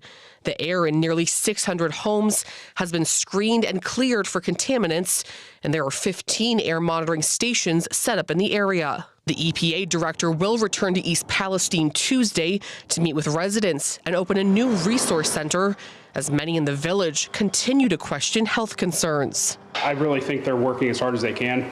I do question, the people getting rashes and stuff like that, what is causing it.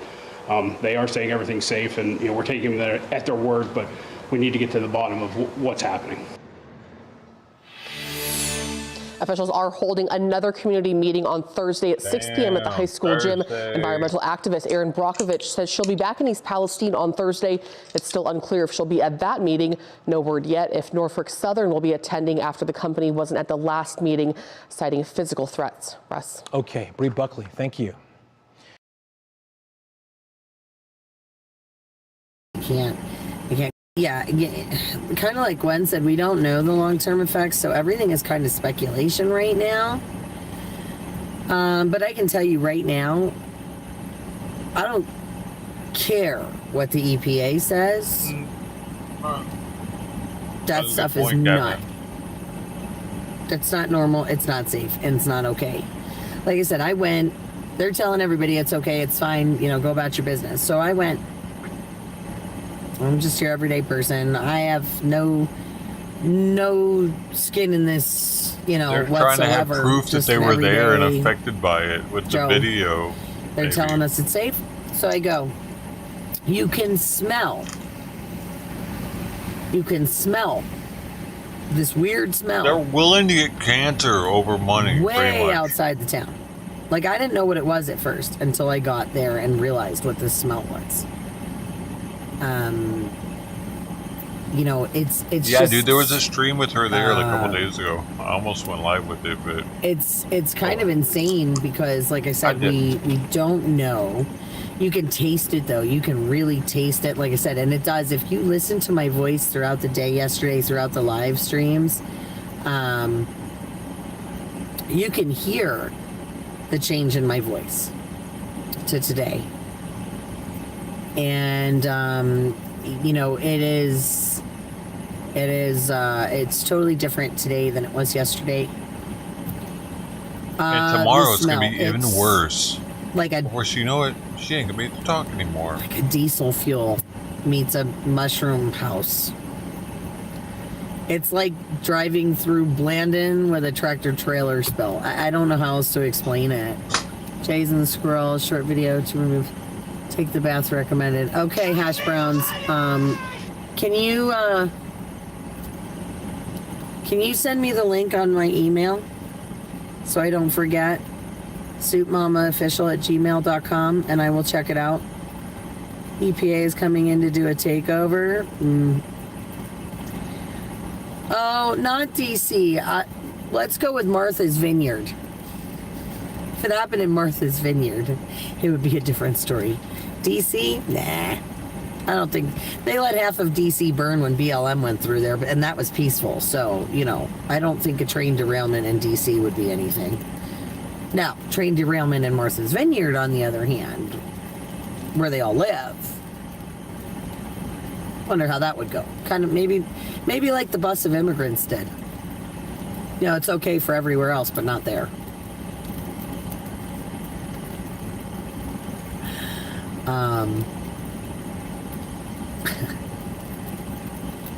I really shouldn't say that, but it's true. It's true. Like I said, they're all about letting everybody jump the border until they were, and bust everywhere, and cell phones and plane tickets and this and that until they were in their backyards. How long did it take them to remove them? Just goes to show you rules for thee, but not for me. Rules for thee. No chance of this vineyard. Yeah, exactly. Because I'm a maniac. Mania. It is what it is. You know, it's funny. I just... Dude, they make these hard to open, man. They hurt my hands. I had to turn into a beast mode to open it, to do it right. Trim is going to the new plastics plant. Yay. Hey, look, Simon was hanging out. Come here, buddy. We'll be there. It's the same day. Come here. Yeah, He's well, not they're even not scared going to of put me. these He's people... like, Look, I like they, it. in all fairness, they should be relocating this entire town. I'm not going to lie. There is no reason these people should be forced to stay in this town. Why are you there if you Not. want to come up here? It's awful. And I can tell you right now. Whatever. It's your own pace, buddy. Come hell or if that was my town. If that was my kids. If that was my family. I don't know how I do it. And I know I wouldn't have the money to do it, but I'll tell you what, there's no way I would be able to live with myself if I left my kids in that town. I wouldn't. What if you left your kids in another town? But they should be relocating them.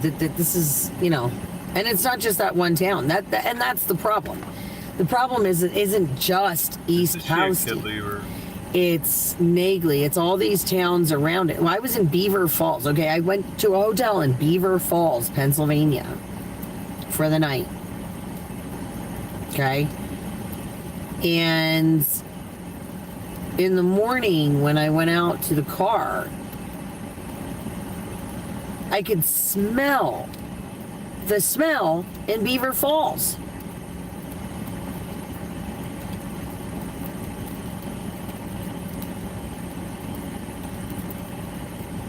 I mean, this crap is everywhere. Well, and that's the thing, Gwen. Like, these other towns, you know, everything's coming right into East Palestine, which is great. But yeah, these other surrounding towns, they need help too. And that's why I said we're going to put together another donation run. We're going to try and supply some Band-Aids and hopefully some long-term, a little bit more long-term help. Like I said, the biggest thing that I know they're looking for is water purifiers and air purifiers.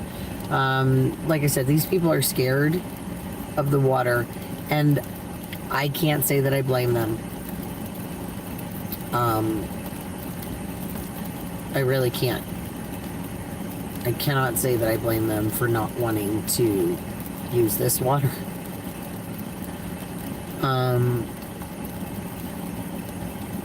We are under attack. Like I said, if it was about our health, if it was, you know, if it was truly about our health, if it was truly about, you know, the well-being of the planet and all this other stuff, you know, things would be very different. But it's really all about money.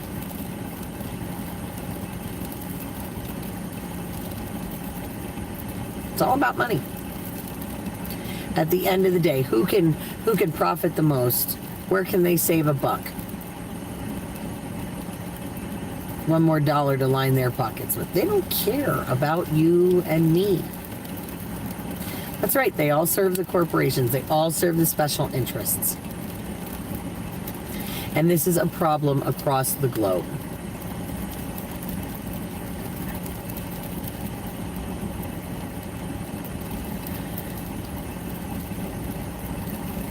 Across the globe. Yep, through the lobbyists. So what you do is you go to Walmart, right? You spend your money at Walmart. Walmart's a big corporation. They turn around and pay off the lobbyists. Lobbyists go in, they take care of everything. In Washington, it's just one hand washes the other. They're never working for us. They're working for them. The lobbyists in turn become, you know, they get into the legislature. And then when they get out of legislature, they go back into the companies. I'm sure that they're going to need heavy duty air filters. But I also but honestly, like I said, Gwen, they should all be relocated. So all the towns. They should. And I really feel like that's the idea. We're gonna keep poisoning everything and destroying everything so that we're forcing everybody out of their homes to move them into the cities just like they want.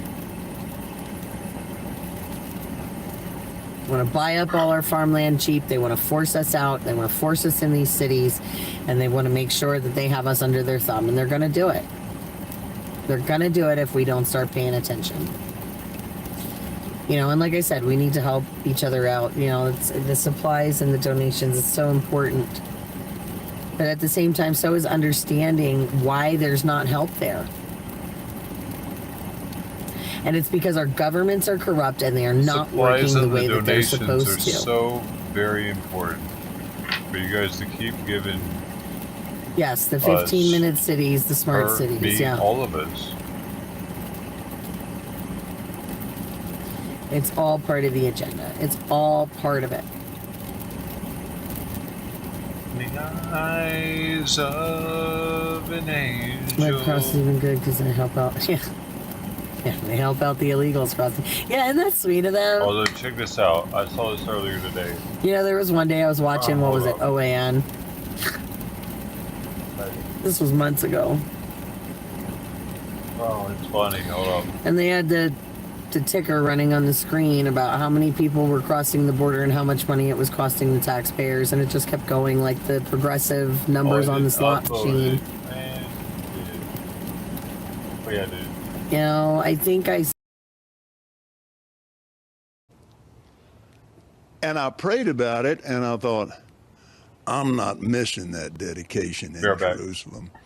Without the airplane that we have, that I bought from Tyler Perry, and I didn't pay anywhere. And Tyler's one of the greatest guys. He made that airplane so cheap for me, I couldn't help but buy it.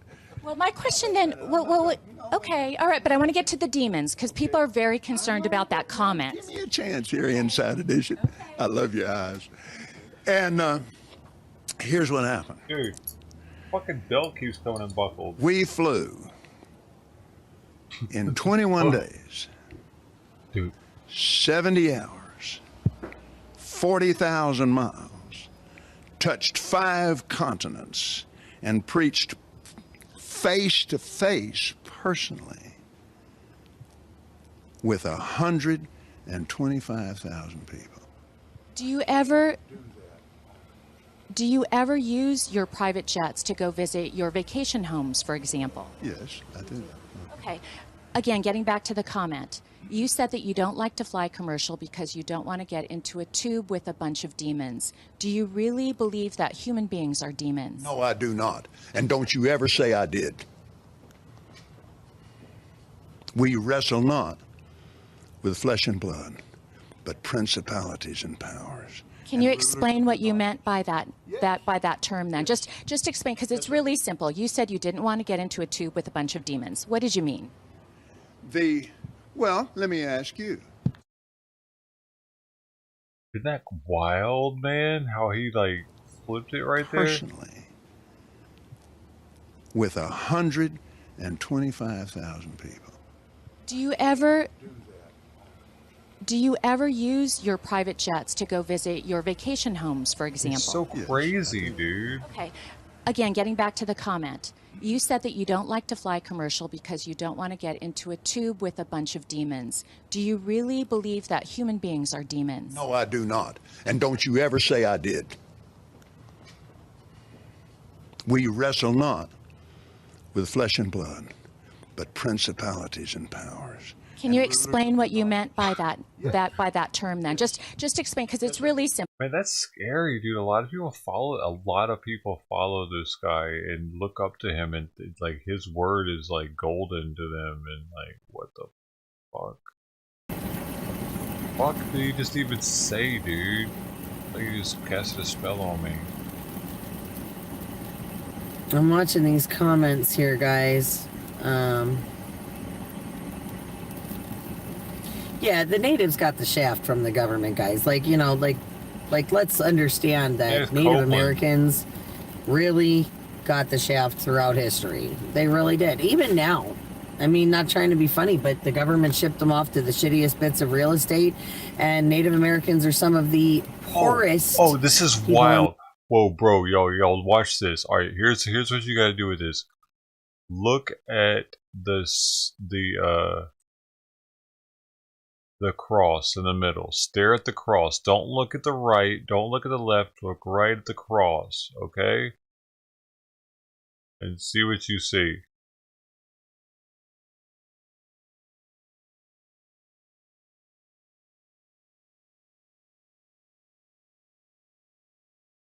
Isn't that trippy, dude? Is that fucking trippy, man? Hey. Yo. Makes him look all distorted and shit. Some kind of psychological thing, dude. Your brain does.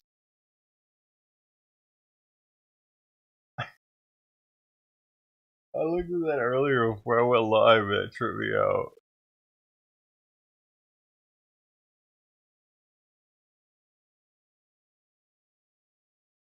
Flash face distortion effect.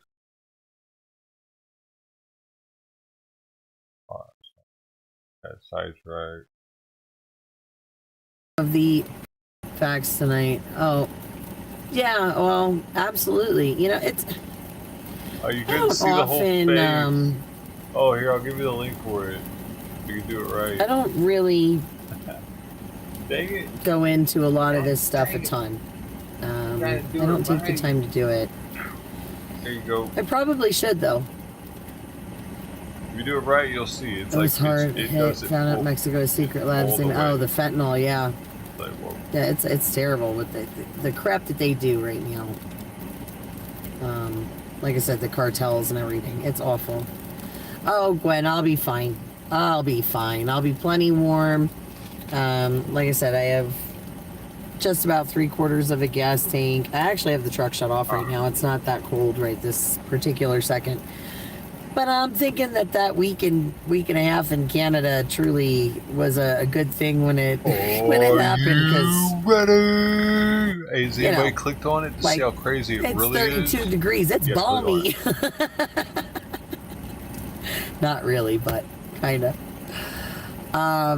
Homeless in the UK are getting kicked out of safe. Whoa. Okay, safe houses make room for illegals.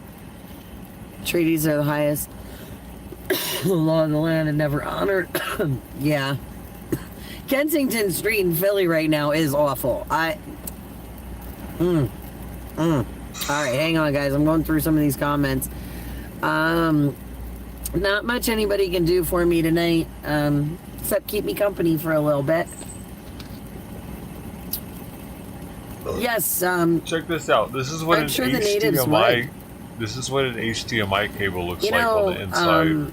The truth is even though natives have gotten the shaft, for the most part, from all of our governments everywhere. Sorry, I just want to start this up and let the car run a little, turn the heat back on low. That's cool. I never knew what that looked like. Like I said, even though they've gotten the shaft from the government, you know what's funny is that I found that a lot of natives are very, very patriotic. More than 43% of like homes. most of us, more than 43% of homes for sale in Long Beach are listed over $1 million. They love our country. You know, we love our country, but we don't necessarily like our government. You know, and that's really. That's a stat from today. Kind of what I've found over the years. 43% are over $1 million. There's a lot of people that they'll stand for certain. You know, they're not happy with everything. They'll stand for our country, but they don't believe in our government. And that's a lot of people anymore. That's a huge sentiment I hear a lot. Is lack of faith in the government. And the thing is the other thing I hear a lot is like this hopeless, you know, throwing in the towel. What's the point of voting? It's all corrupt anyway. There's that. But we can't give up hope, because that's exactly what they want. Is they want us to give up hope. made home. You know, and the system's not perfect. It's not by any means is it perfect, but it could be fixed if we really wanted to. It could be fixed. It's just, it's not an easy fix, and it requires a lot of people stepping up, and good people stepping up. You know, the people that don't want to be bothered right now because they just want to raise their families and watch their kids go to sports and all of that other stuff. Kaploosh. You know, be left alone like most of us. I get it. Me too. I wanted to be left alone. Man. Oh, I had to do something. I didn't want to have to get up off my couch. You know. This is my winter of drinking. COVID did me in. It really did. The mandates did me in. Couldn't stand by anymore. I couldn't stand by anymore. And you know, the time for complacency is over. It really is. It's been over. You know, I've been telling people before, you know, they signed legislation in the UK. How long is it going to take for you to update? Smart cities to start rolling out in 2024. I got these sardines, you know. 2024. I got these sardines to think about. So I appreciate you. Ted Thomas in the building. Checked, guys. Dude, I'm going to be able to eat something soon. I got these on the way. I got these two are on the way, so we're going to be trying these two soon. Smart cities entail? I'm pretty stoked on it. Thanks, Ted. They entail one way in, one way out. Tried it without them. Permits to leave. Good to get to so do many that. Permissions to go out of your little city. Smoked trout fillet, sardines. Like I said, based off your carbon footprint and your social credit score. You know, it sounds kind of familiar to me, delicious. Those smart cities. I feel like I need special crackers for it. Like really bland ones. It sounds like something I learned about a long time ago. You know, we talk about... You don't like the other one? We're talking about health. We're talking about all these other things. We're talking about science. We're talking about energy, frequencies. But let's talk about genocide. Let's talk about control.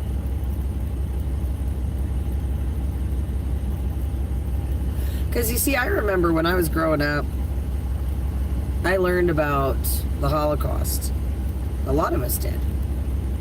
I went to the Holocaust Museum in Washington, D.C. Oh, I did get some other ones. I wonder if you had these. When I was a kid, my mom made me watch Schindler's List when I was in, like, middle school.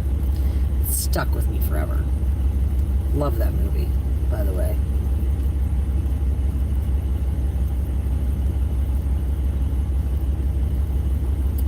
But like I said, you know, think about it.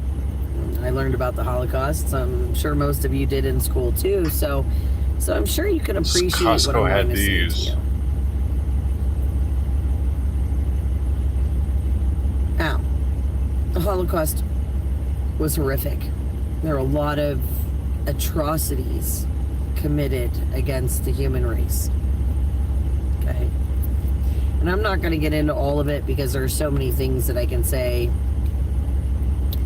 But one of the things I want to point out. You know what these?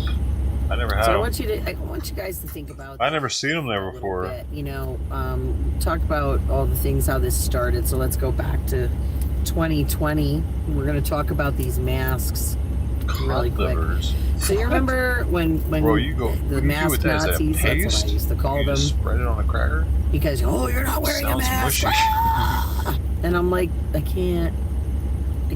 Are you going to pay my medical bills? Like, I can't.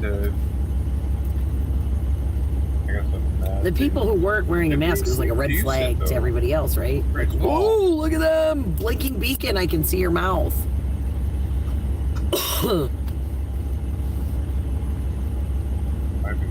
Well, you know, how did you identify the people that, how did they identify people during the Holocaust that were problems, so to speak? How did they do that?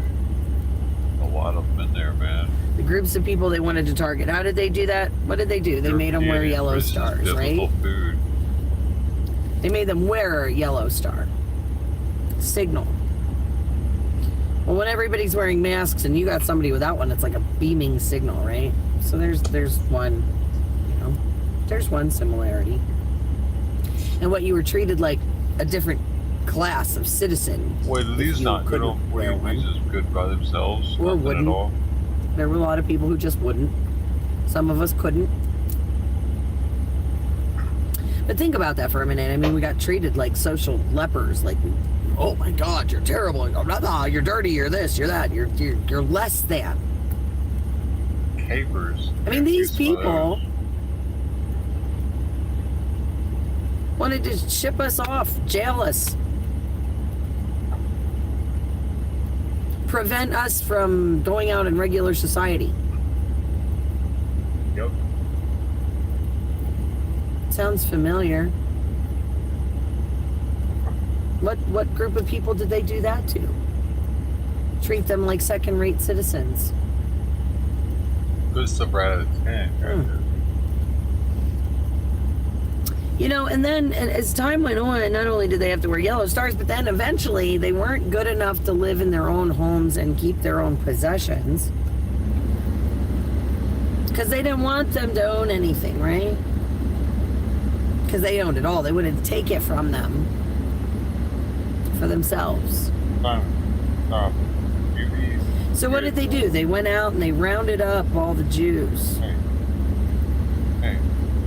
They raided their homes. They stole all their gold, their jewelry, their money, their nice things, their fine things. They stole their homes. What did they do with them? They moved them from their homes and they put them in the ghettos, right? Isn't that what happened? They put them in the ghettos. And let's think about these ghettos. Can we talk about these ghettos? Because I want to talk about these ghettos. Because you know what? We are spitting truth tonight. We are spitting a lot of truth. We're 5 hours into this live. I'm stuck here in the snow. So let's spit some truth. And what I'm going to say is highly controversial, and I don't care. But let's talk about this. So they put the Jews in the ghettos. And what was a ghetto? Does anybody know? Because I do. Fun facts, okay? So a ghetto, the ghettos, they would put them in this little part of town. Had everything that they needed. Their stores, you know, all that stuff for the Jews. Of course, mind you, it had to be for that group in that ghetto. Okay, now, of course, they split them all, you know, assessed them all. They had their working papers. There was one way in and one way out of that ghetto, right? One way. All they needed in that little tiny area to sustain themselves amongst themselves. They didn't have to go out to the other places and mix with everybody else, because heaven forbid. Interesting. Do they make black ghettos like that too? When were they allowed out of the ghettos? Anybody remember? They definitely got all the liquor stores. Well, you had to have papers. You had to have your papers.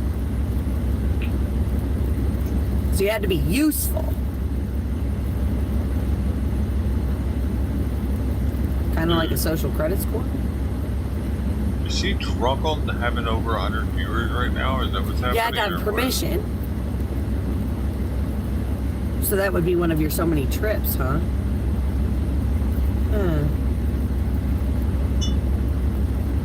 So you had to have your papers. You had to have your reason for going. You had to have your purpose. So you had to explain to somebody, ask permission to get out that gate.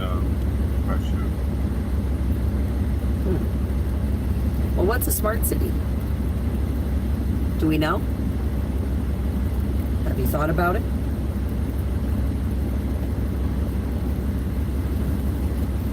What's a smart city, guys? Well, if you listen to them explain the legislation that they put into place, it's a 15-minute city. 15 minutes by bicycle. Ice cream. Bicycle. Not car, bicycle. 15 minutes. Bye-bye. It's pretty good. One way in, one way out. Everything you need in that little 15-minute radius so you can stay in your little group. Smart cities, you get so many passes a year to leave the city. And if you leave the city more than that, you get fined. So if you don't have your papers in order, you don't have permission, you're getting fines.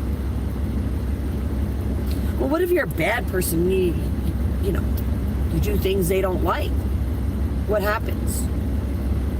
Well, they're not going to let you out. One way in, one way out. Social credit score, carbon footprint. It was horrible. It's the worst fake week I've ever bought. Sounds to me like nothing more than a ghetto on steroids. They were like really, really gross. When do you get to limit my freedom of movement? And if you think I'm kidding, and you think that this is not a real thing, vegetable patties, and those are not the ones. Give you some more facts.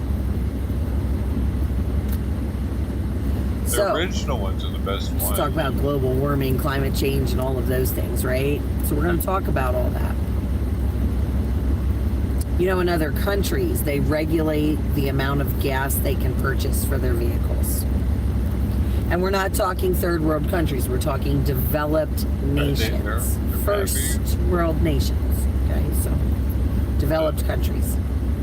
They're regulating how much gas people can buy for their automobiles. They also, so not only do they regulate your gas, folks, they also regulate the heat in their homes. They regulate the heat in their homes. Dude, my electric and gas bill is $350 a month.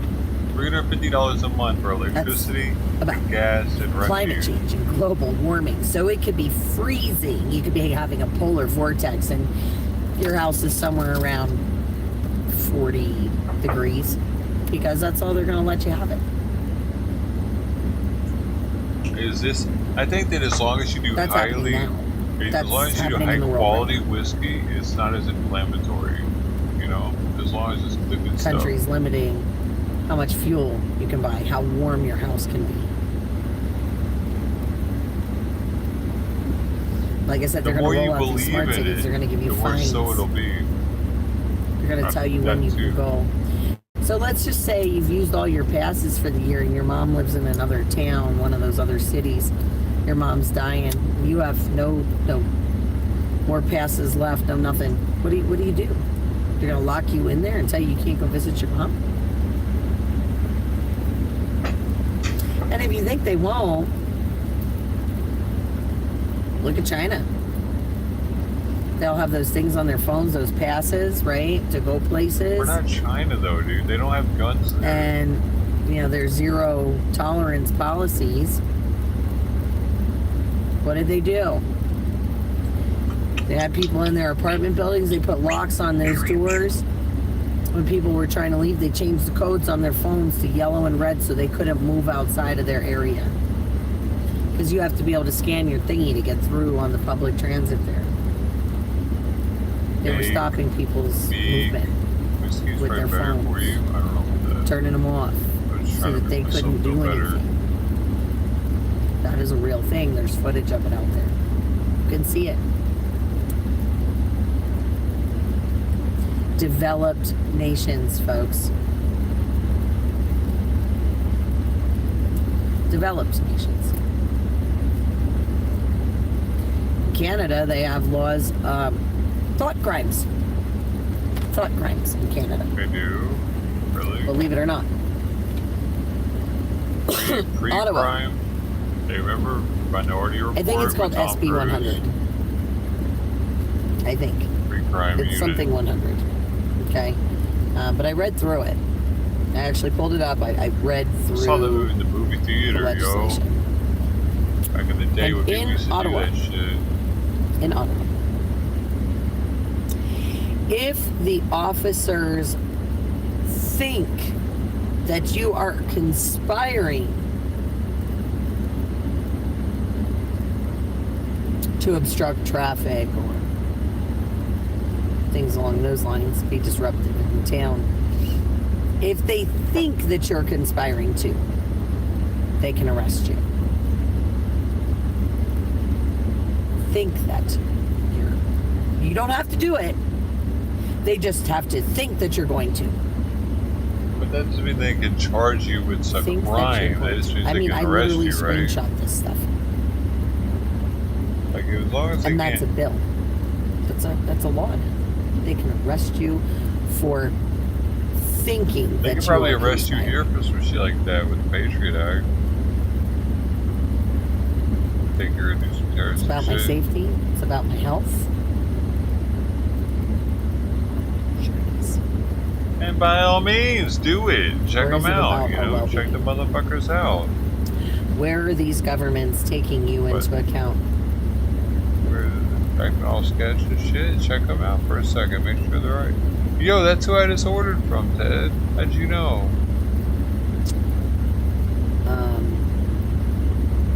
The new chip deal. Yeah. What's funny is. That's how I just ordered from for the Sartine variety pack for these. Interesting fact about smart meters, since I'm flipping through these comments now. It's on its way soon. Smart meters, there was a study done, and I read the article, that every time they shoot off one of the electronic pulses, it actually messes with your heart rhythm. Every time. That's why those copper tensor rings are so kind of important for that. Let's see. Beautiful, man. It's so blue. Let me. It's only $5,000, dog.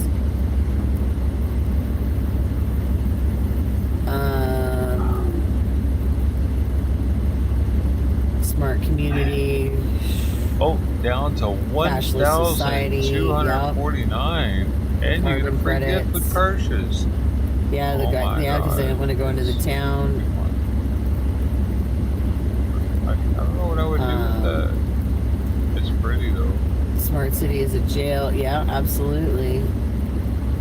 Oh, it is? That's right. Let's see, guys. I'm sorry. I'm just kind of going through these comments here. If you ignore the fact that this land was built on the genocide of the original people, foundation of the blood lies will not sustain. Yeah, absolutely. You know, like I said, you have to understand the Native Americans really, they got the shaft. Big time. Trail of Tears, guys. That's all stuff that you should have learned in high school.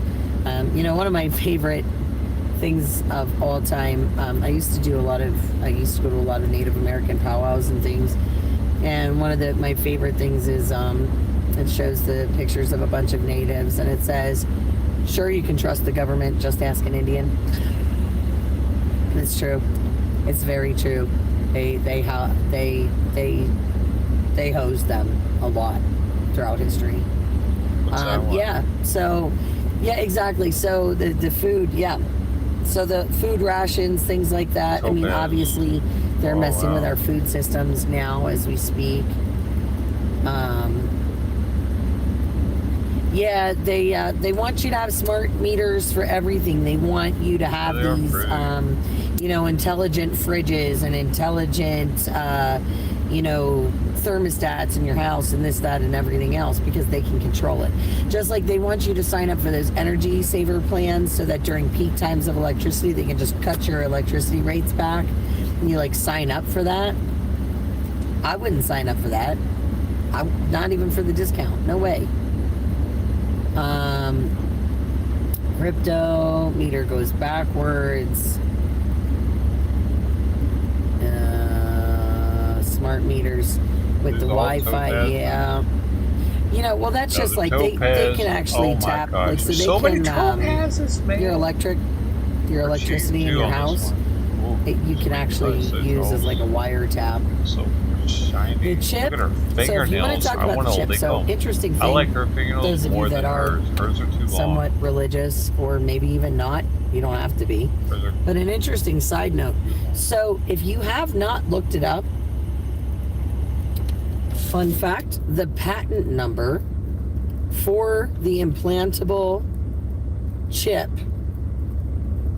is patent number and you can look it up on the U.S. patent site, WO 2020 060606. Look it up. It's a patent from Microsoft from 2018, I believe it is, and they didn't even release it, that they filed it until 2020. But it's kind of interesting. WO 2020 060606. Part of me, the way I remember it in my head, just like an anagram thingy. I don't know. Maybe it's just me. World Order 2020 666. Sounds about right. Implantable biochip that can transmit all of your medical details, financial, banking, you name it. Look at its capabilities. It's a little technical, but they have diagrams and stuff, and you should be able to figure it out. It's not super difficult, but they have like the whole explanation, like what it is and all that, how it works, diagrams. So again, U.S. patent number WO 2020 060606. Check it out. If you have not yet, check it out, because that is definitely something you want to see. So again, yeah, Mark of the Beast. So we mentioned that Mark of the Beast. Well, they say the Mark of the Beast is 666. Patent number, the implantable chip. I don't know. Asteroid messed with people's hearts, heart attacks. Switch that stuff off, losing our freedom. Yeah, absolutely. Generators are great, but they only work as long as you have fuel. Losing all of my something to keep in mind.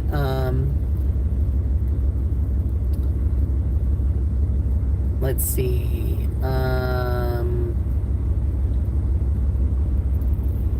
New California homes must have solar. Yeah, and that, solar panels, another one. They're only good for so many years. Nanobots. The nanotechnology scares the living crap out of me. I do not own an Apple Watch. I will not own an Apple Watch, and I will not do those DNA testing things either. You might as well just hand them everything about you on a silver platter.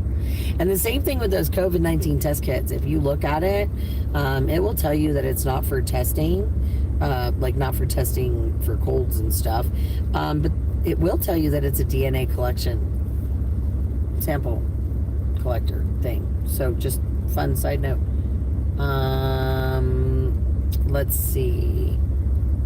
Scans you. Yeah. So they're doing a lot of stuff now with facial recognition scans and things like that. And that is very scary. Very, very scary, because they literally want to run everything without cash, like a completely cashless society. There are some grocery stores in DC right now, Washington, DC. I believe it's a Whole Foods. You cannot go in there without a QR code to go shopping. It's pretty wild. Yes, they did put a lot of money in to make these chips. Let's see. Fake genealogy, nanoparticles. Yeah. King of England is a WEF simp. Yeah. Yeah, I won't take one of the COVID tests either. I can't see using a PCR test that was never meant to be a diagnostic tool, according to the person that, created the stinking thing, for a disease that's really just a cold. I can't justify that.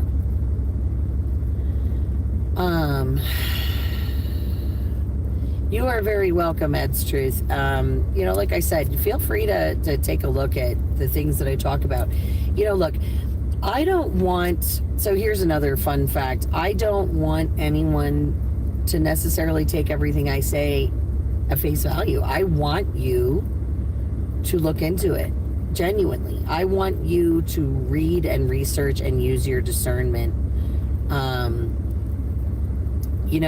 Because I believe that we are all capable of using critical thinking skills. We are all capable of making our own decisions. We are all capable of taking the information that's out there and reading it and using our best judgment to determine, fact from fiction. So again, when I give you these things to check out, it's because I genuinely want you to educate yourself and see for yourself, which is why I don't talk about this stuff a whole lot. I want you guys to look. I want you to find it. But I will happily point you in the right direction, and I will happily share any knowledge that I have with anybody when it comes to any subject, really. If I don't know the answers, I'll tell you I don't know the answers. I'm not afraid of that. I'm not afraid of not knowing.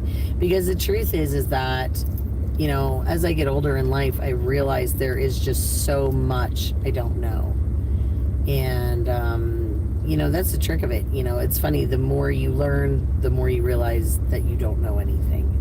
So,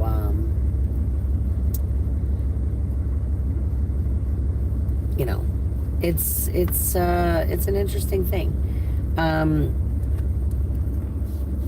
Like I said, there's lots of good information in this live tonight. There's lots of tidbits, lots of things for you guys to check out.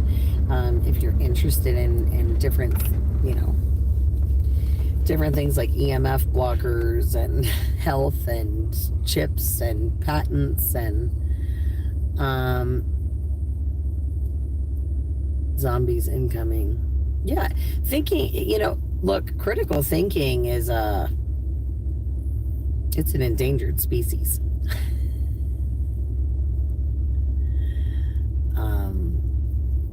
It is. It's an endangered species. Having common sense. And it sucks because it shouldn't be.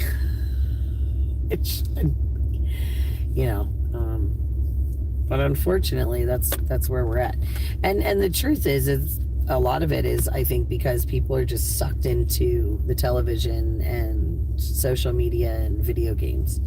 And, this alternate, augmented reality that they're trying to push on us.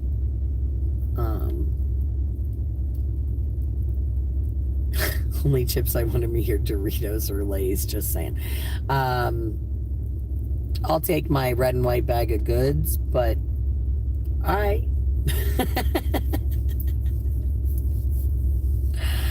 yeah, that's just like everybody for a long time. Oh, Elon Musk is so great. This, that, da, da, da. I'm like, you guys do realize he wants to put like a chip in your head? And now everybody's just starting to put that together. Oh yeah, he wants to put a chip in our head? Like, now they're starting to second guess him? Where was that like 5 years ago? It's kind of crazy. It's kind of crazy to see how things have just changed so much in the last couple of years. I don't even know. This chapstick is just amazing. Like I said, unfortunately, my lips still burn from yesterday. Yeah, my kids, they didn't have any of that stuff for a long time. Golden Girls is a tough one to miss, though. I'm not gonna lie to you. I like Golden Girls. I miss them a lot. I used to watch that show with my grandmother. We watch it on what she called it. She used to call it the Pantyhose channel, but it's Lifetime. It was funny. But yeah, she'd call it the Pantyhose channel. And it's just because, a whole bunch of like chick flicks. Oh, yeah. I mean, look, I'm not saying that Musk is all bad. Yeah, I miss Tom too. Tom just wanted to be everybody's friend. I miss Tom. Okay. Actually, it was funny because when Elon Musk was talking about finding somebody to run the company, Tom actually volunteered, I think. And I'm pretty sure, I don't know if it was a spoof thing, but it looked like Tom was like, yeah, I'm interested in the position. And I was dying. I was just dying. I was like, yeah, we would be perfect. limited the video games. Oh gosh, Kimmy, I'm so sorry. The Cotton Ball channel. Yeah, it was the pantyhose channel for us. I don't know. But what's funny is, when I think about it now, those are some really, really great memories with my grandmother. It'd be the end of the night, because Golden Girls would come on at the very end of the night, and it was when my 22-year-old was first born, and I was living in her house, and I'd get him all tucked in bed, and I'd come upstairs, and I'd just sit with her, and she'd have her nightcap, and we'd watch Golden Girls together. And by the time Golden Girls was over and Designing Women was just starting, I'm like, yeah, it's time for bed. But I loved watching. We'd watch whatever the tail end of the Lifetime movie was, and then Golden Girls would come on. So, like I said, fond memories there, fond memories. But yeah, I don't know, guys. But I do know that I'm starting to feel really tired and burnt out. And it's like almost midnight. So I'm going to have to start rearranging my truck soon and trying to find a cozy little niche to sleep in for the evening.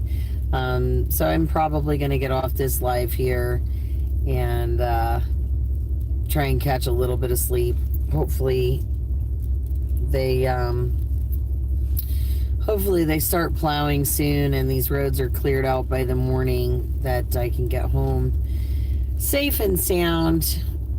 Like I said, who knows? Maybe I'll go live from the road tomorrow because I still have 3 hours home. So, yeah, our governments have sold us out. And that's the sad truth of it. They've sold us out and they don't care. Kind of like when we were I was talking the other... Oh, here's another fun one. Just for funsies, last one of the night. Last fun fact of the evening. Something else for you to go check out if you don't believe me. So anyway... So one big thing that I always talk about is the Fed and how we should end the Fed, because I don't see why, as a nation, we are borrowing money from private bankers, because the Fed is not anything federal, guys. It's just literally the name. It's literally just a cartel, banking cartel. But, why we are borrowing money from the Fed when we have the right to print our own money in the Constitution, I'll never know. But what's funny is that if you look back through history, so we all kind of know about like the Fed being created, in the middle of the night, blah, blah, blah. But did you know that all those people with money that weren't really included in that plan or didn't really like that plan, fun fact, they were on the Titanic. Just something interesting. So yeah, Jekyll Island. But yeah, but think about that. All of their opposition at the time. Their opposition was on the Titanic.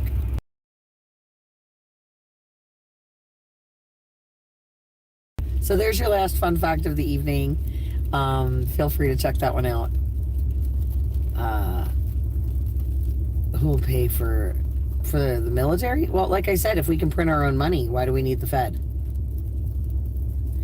And why would we borrow money from people who are creating money out of thin air and charging us interest on money that doesn't even exist yet? Sounds like a system that we're always losing. Just saying. Fed doesn't make much sense to me. But who am I?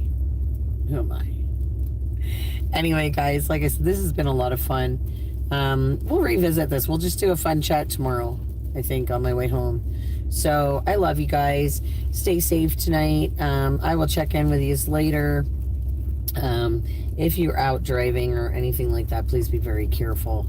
And again, I'll check in with you tomorrow. And talk to you soon, guys. Love you all. God bless. Have a great evening. Bro, you done by privatize it, bro. I'm going to sleep. I'm so tired. I'm sleepy, bro. I crashed. All the sugars. Ready to go to bed? I'm ready to go to bed now. We.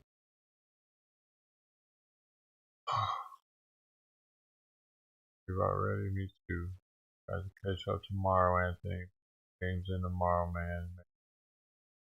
New day, Taco Tuesday would be perfect.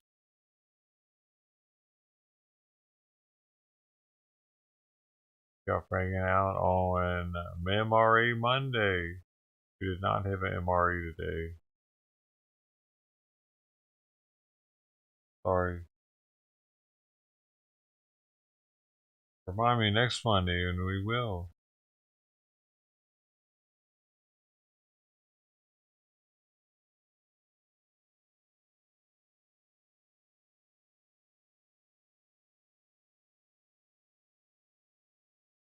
Try to stay warm tonight. I hope you are able to stay as warm as you want to stay. I really do mean that.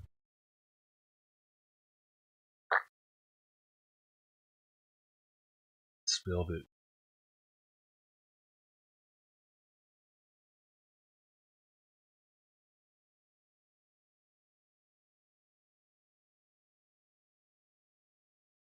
Whatever.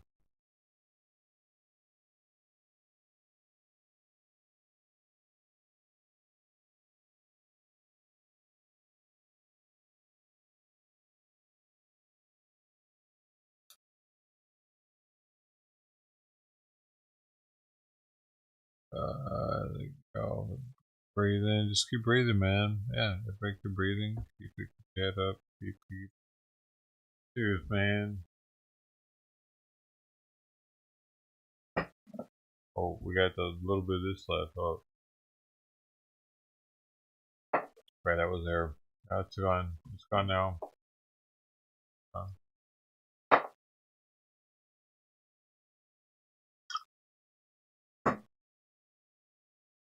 Hey.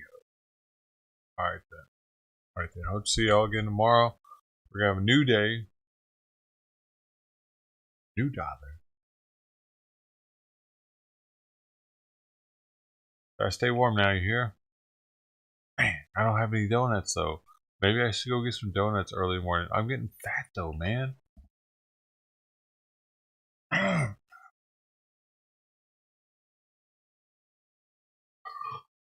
Alright.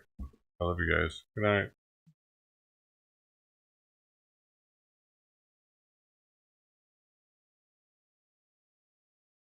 Love y'all. See you soon. Bye.